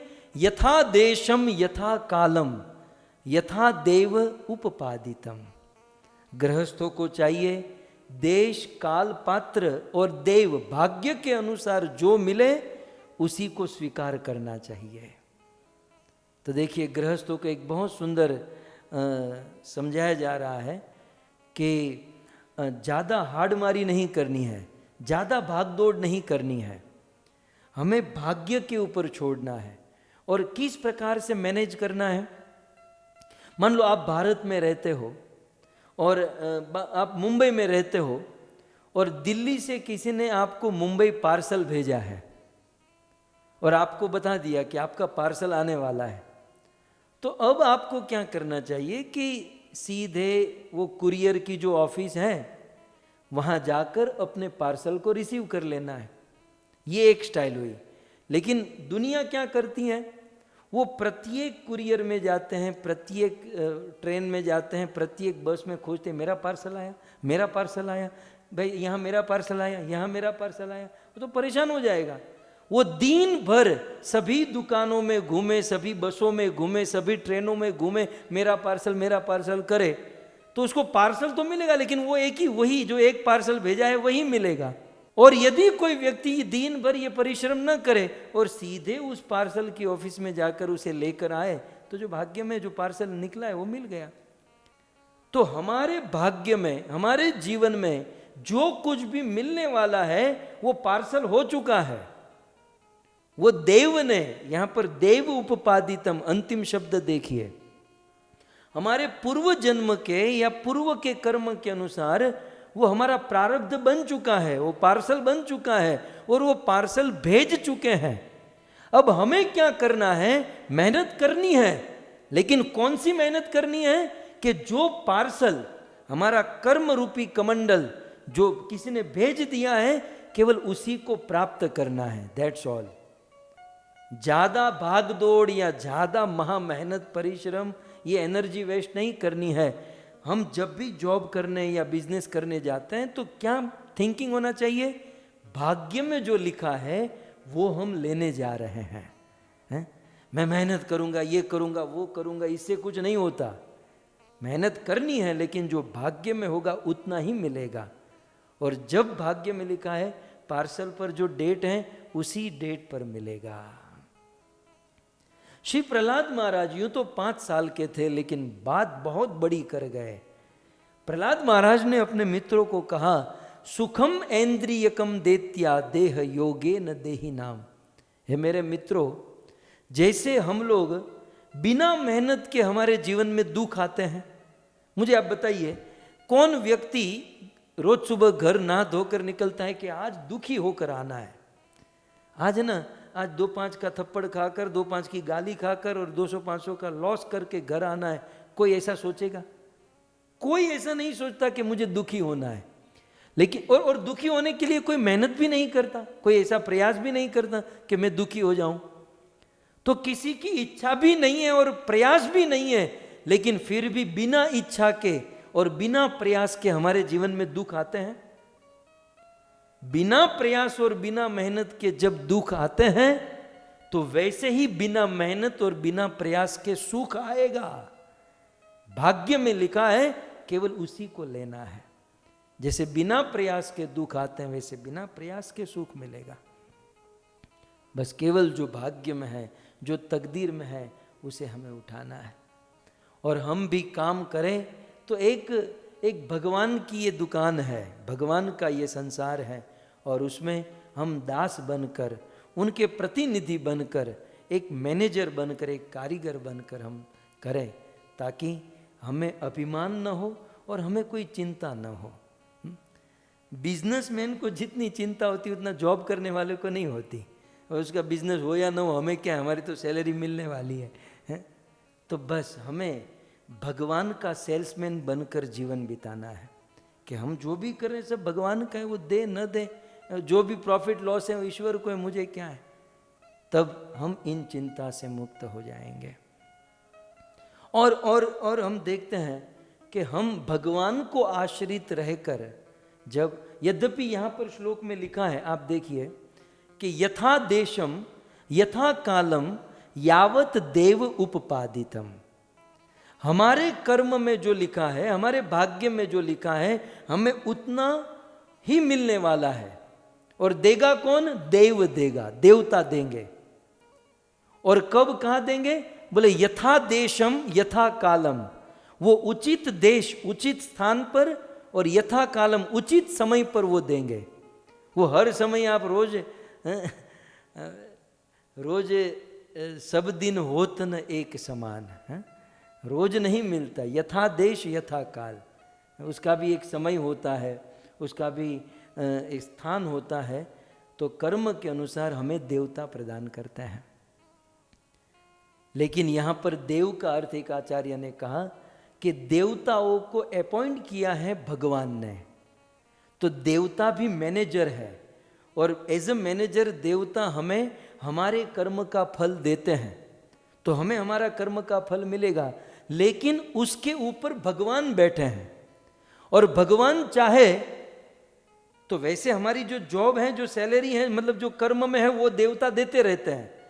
लेकिन यदि बॉस की इच्छा हो गई, मालिक की इच्छा हो गई, तो कभी डबल सैलरी भी कर देंगे हैं?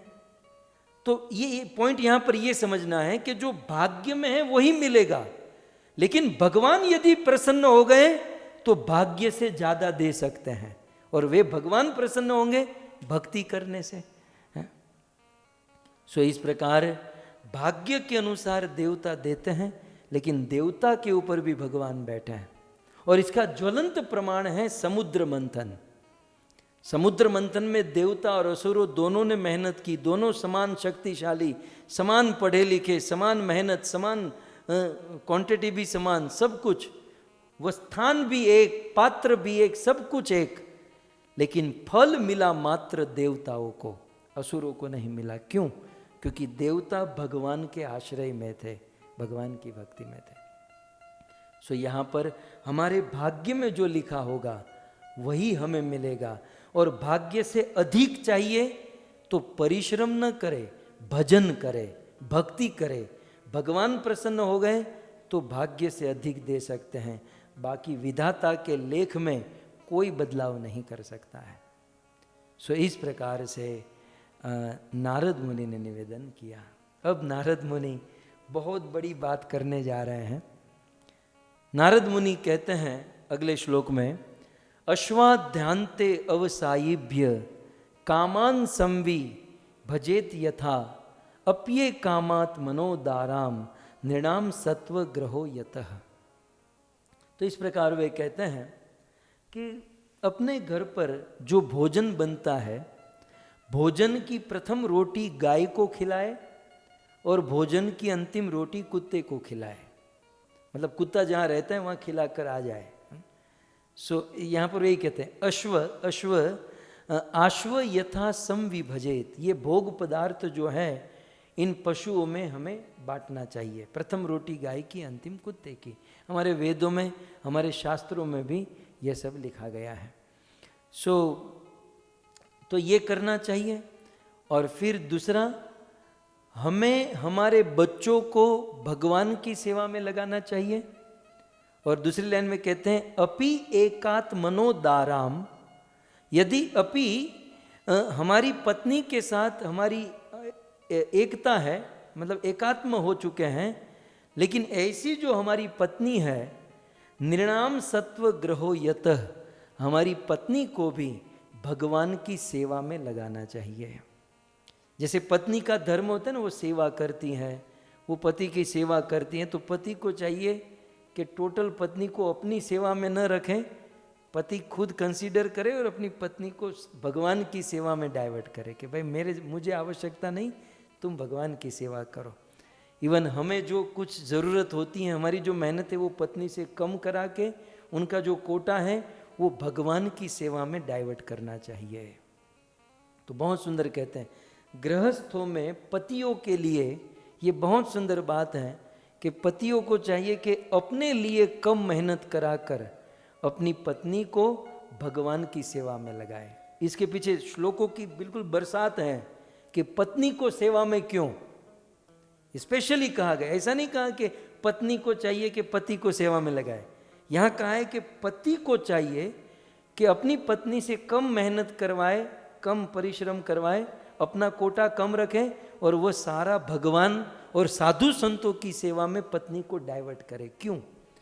क्योंकि किसी भी परिवार को, केवल परिवार, कुटुंब, समाज या देश या दुनिया को पवित्र करने का जो जनरेटर है, जो सोर्स है, वो स्त्री है।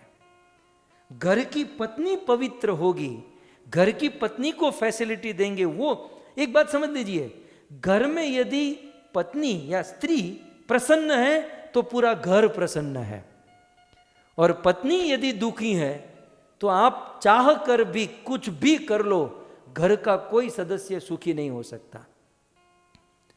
इसलिए कुल मिलाकर अब पत्नियों की बैटिंग आई है, सो माताओं आप चिंता मत करो।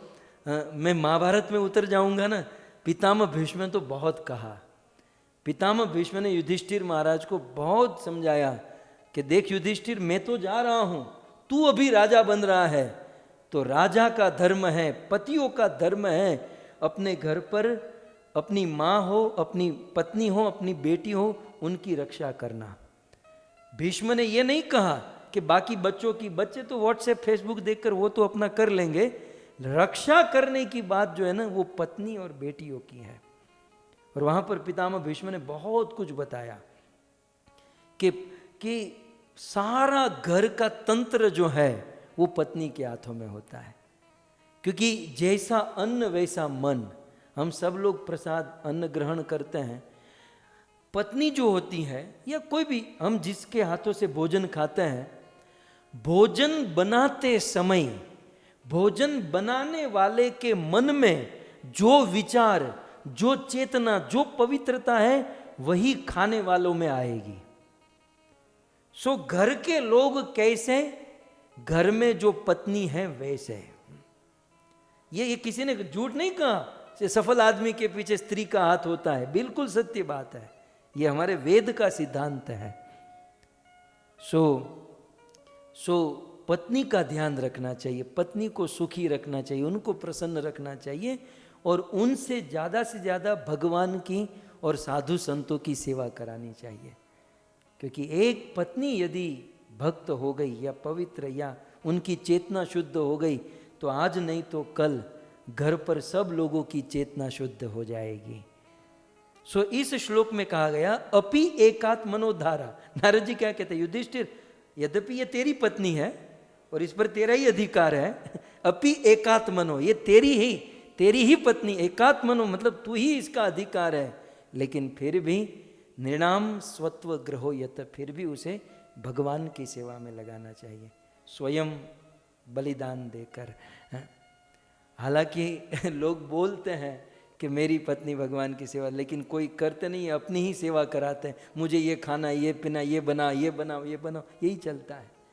ये तो हमारे देश के, गुजरात के जलाराम बापा की ताकत है कि भाई मेरा सब कुछ आपका और ईश्वर मेरी पत्नी भी आपकी है, मैं आज के बाद उनकी सेवा नहीं लूँगा, मेरी पत्नी से जो भी सेवा होगी प्रभु केवल आपकी सेवा होगी। જલારામ બાપુ બોલી શકે, આપણે ન બોલી શકીએ ભાઈ, આપણે તો સવારમાં જાગીને જ જોઈએ ઢોકળા થેપલા ખાખરા, लेकिन हाँ अपनी पत्नी को भगवान की सेवा में लगाना चाहिए। मैं श्रीमद् भागवत की कथा है और पुराणों में विस्तार से बताई गई है। आप सब जानते हैं महाराज अम्बरीश की 1,00,000 पत्नी थी, वैसे करोड़ थी लेकिन मैं थोड़ा रीजनेबल रख रहा हूँ। तो महाराज अम्बरीश की लाखों पत्नियां थी, राजा थे, स्वप्त द्वीपवती महिम, और महाराज अम्बरीश बहुत शुद्ध भक्त थे। एक दिन महाराज अम्बरीश को पत्र आया और पत्र में महाराज अम्बरीश ने पढ़ा कि किसी कन्या ने पत्र लिखा था कि महाराज मैं आपसे विवाह करना चाहती हूँ। और महाराज ऐसे आपको बहुत प्रपोजल आते होंगे, क्योंकि आप तो राजा है और राजा से तो सब विवाह करना चाहते हैं, लेकिन महाराज आप राजा हो इसलिए मैं आपसे विवाह करना नहीं चाहती, आप डिवोटी हो, आप कृष्ण के शुद्ध भक्त हो, इसलिए मैं आपसे विवाह करना चाहती हूँ। महाराज मुझे किसी कोने में रख देना, लेकिन मुझे आप अपनी पत्नी बना लो, बस जीते जी एक साधु की सेवा करना चाहती हूँ, भक्त के आश्रित में रहना चाहती हूँ। महाराज अम्बरीश ने तो पहले सोचा कि क्या विवाह करके क्या करना है, लेकिन सोचा कि चलो किसी जीव का कल्याण होता है, उद्धार होता है, तो और एक विवाह कर लेते हैं। अब उस समय अम्बरीश महाराज के पास समय तो था नहीं। इतिहास में ऐसा लिखा है कि महाराज अम्बरीश ने अपनी तलवार भेजी, और उन दिनों क्षत्रिय कभी युद्ध में कभी बिजी होते थे, तो तलवार के साथ स्त्री के फेरे होते थे और फिर वो राजा के घर आ जाती थी पत्नी बनकर। सो अम्बरीश महाराज ने तलवार भेजी, विवाह हुआ और वे पत्नी अम्बरीश महाराज के घर पर आ गई। सो अम्बरीश महाराज की 1000 पत्नी आप रखिए ना, 1000 पत्नी थी, अब ये 1001 पत्नी हो गई। ठीक है। अब क्या हुआ, अम्बरीश महाराज रोज सुबह 3:30 बजे जगकर 4 बजे नहा धोकर स्वयं अपने हाथों से मंदिर को साफ करते, मंदिर मार्जनम, और फिर ठाकुर जी को वस्त्र पहनाते, उनको स्नान कराते, फिर आरती पूजा मंगला आरती सब कुछ महाराज अम्बरीश अपने हाथों से करते थे। और ये नई पत्नी घर पर आई तो क्या हुआ, महाराज अम्बरीश जगकर मंदिर में जाए 4 बजे, उसके पहले ये तो 2:30-3 बजे जग गई, और महाराज अम्बरीश जो भगवान की ठाकुर जी की सेवा करते वो ये नई पत्नी ने ऑलरेडी पहले से ही सेवा कर दी। अब तो महाराज अम्बरीश प्रणाम करके चैंटिंग करने बैठ गए। 1 दिन 2 दिन 3 दिन महाराज अम्बरीश देखते हैं तो ये तो मेरी सारी सेवा ये मेरी नई पत्नी कर रही है, ये ठीक नहीं है। हम जैसा कोई होता ना तो कहता अच्छा हुआ बला टली ये पत्नी सेवा कर रही। आजकल डिवोटियों के घर पर भगवान को भोग लगाने में झगड़ा होता है, पत्नी कहती तुम भोग लगाओ, पति कहते तेरा काम है मेरा नहीं है तू लगा। कहाँ हमारी बात और कहाँ अम्बरीश महाराज। अम्बरीश महाराज ने देखा कि ये नई पत्नी सारी सेवा कर रही है तो खुश नहीं हुए, सोचा कि मेरी सेवा जा रही है, मुझे कुछ करना चाहिए। अम्बरीश महाराज ने कहा देखो भाई ये मैं रोज सेवा करता हूं और तुम मेरी सेवा ले रही हो, एक काम करो ऐसा ही मंदिर ऐसा ही विग्रह ये सब कुछ एज इट इज आपके घर पर मैं बना दूं तो आप अपने घर पर सेवा करो, मुझे मेरी सेवा करने दो।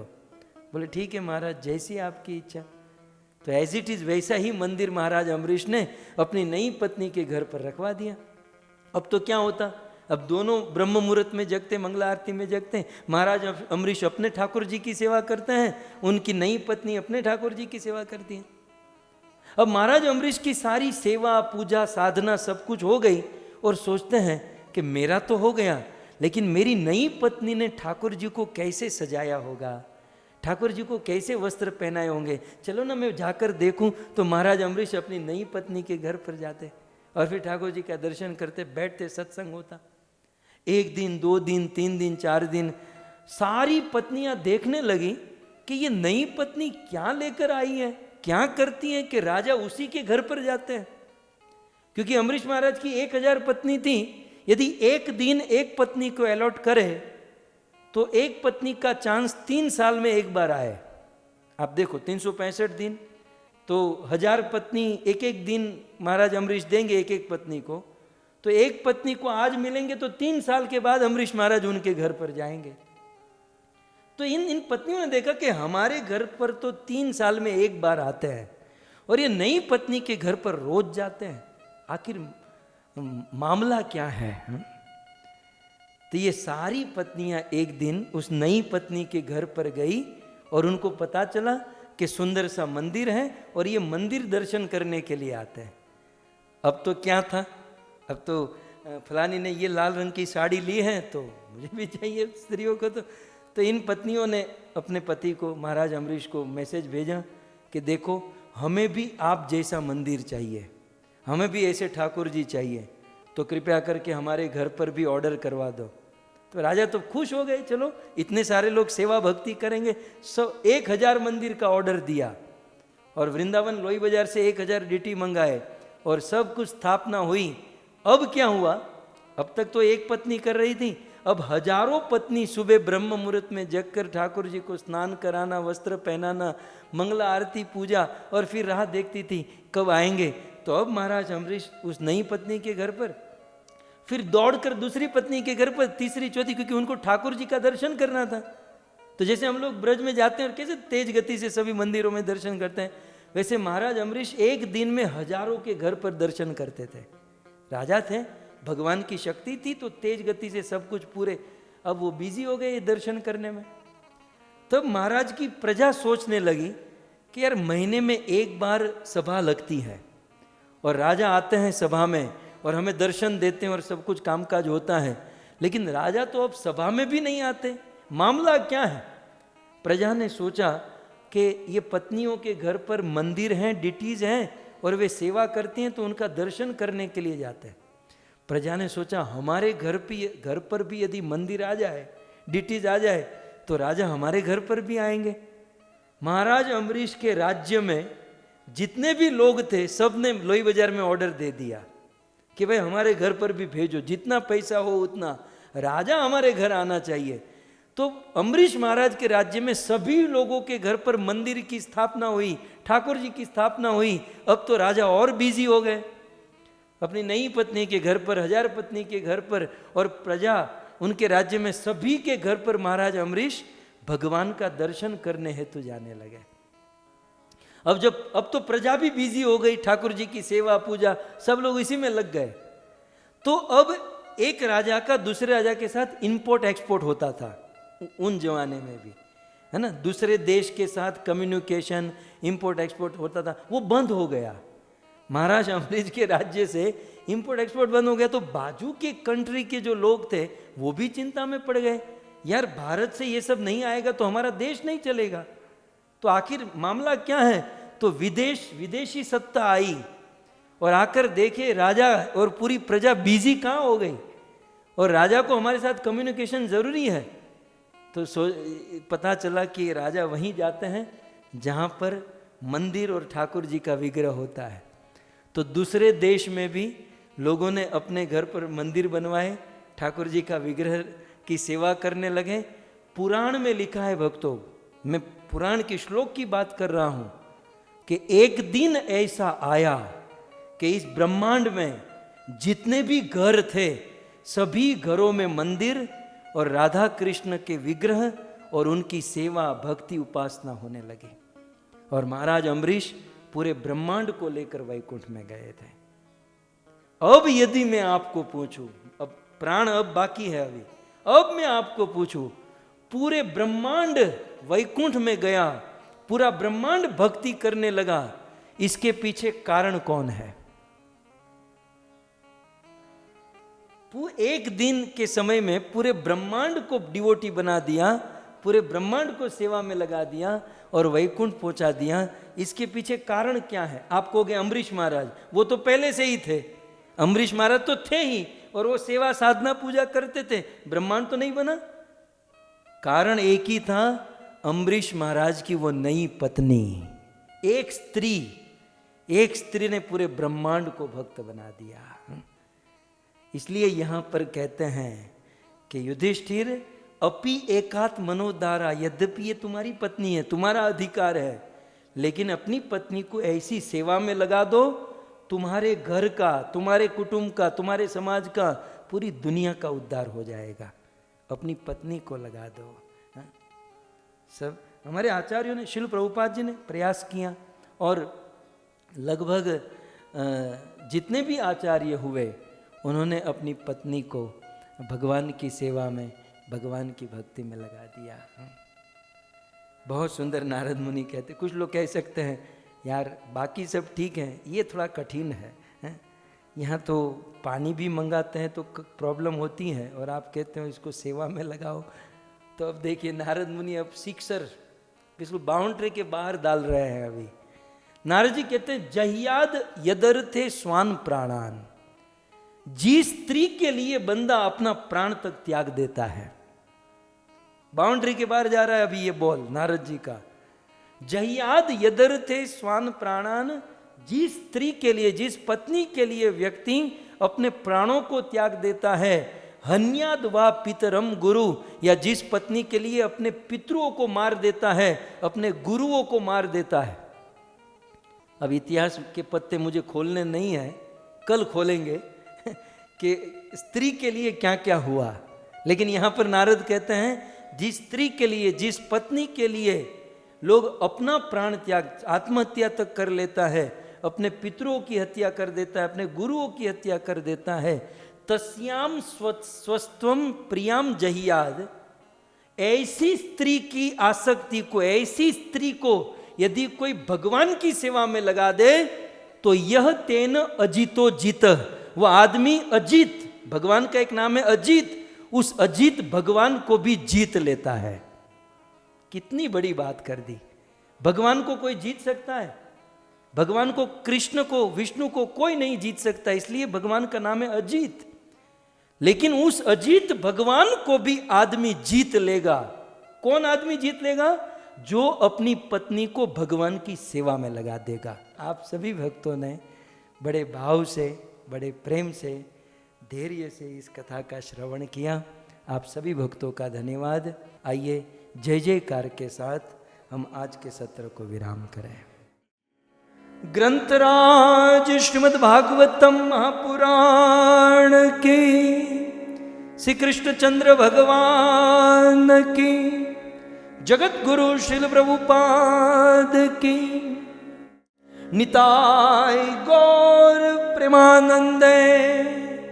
जय जय श्री राधे, जय जय श्री राधे, जय जय श्री राधे।